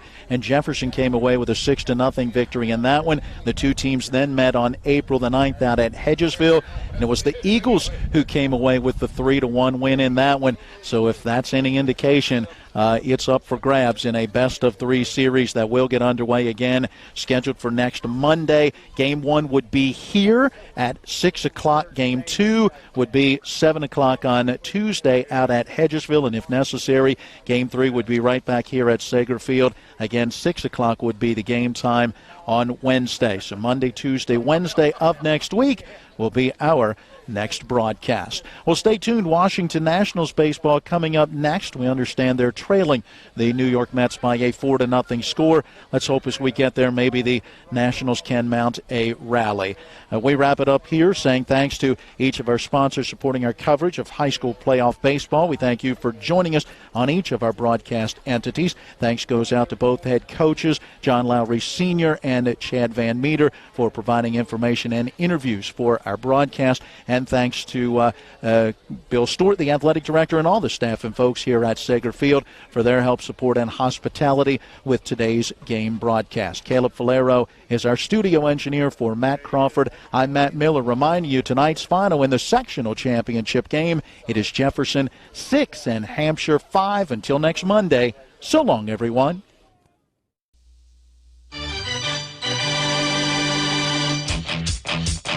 You've been listening to West Virginia High School Baseball. Today's game broadcast has been brought to you by Miller Honda, Cox Holiday Professionals CPAs, the Brown Funeral Homes, Miller's Chrysler Dodge Jeep Ram, the Marius Group at Ameriprise Financial, WVU Medicine Berkeley and Jefferson Medical Centers, Parsons Ford, Bechtel Jewelers, Procter & Gamble, PGCareers.com, WH Miller Systems, D&N Auto, The Mortgage Center, the Hagerstown Suns, Haas's Steak and Sea, Bears Repair, The Final Score, and Atlantic Security. For the continued excitement of high school, college, and Major League Baseball, keep it tuned to FM 106.5, AM 740, Comcast Cable Channel 10, and online talk radio WRNR.com. All rights reserved.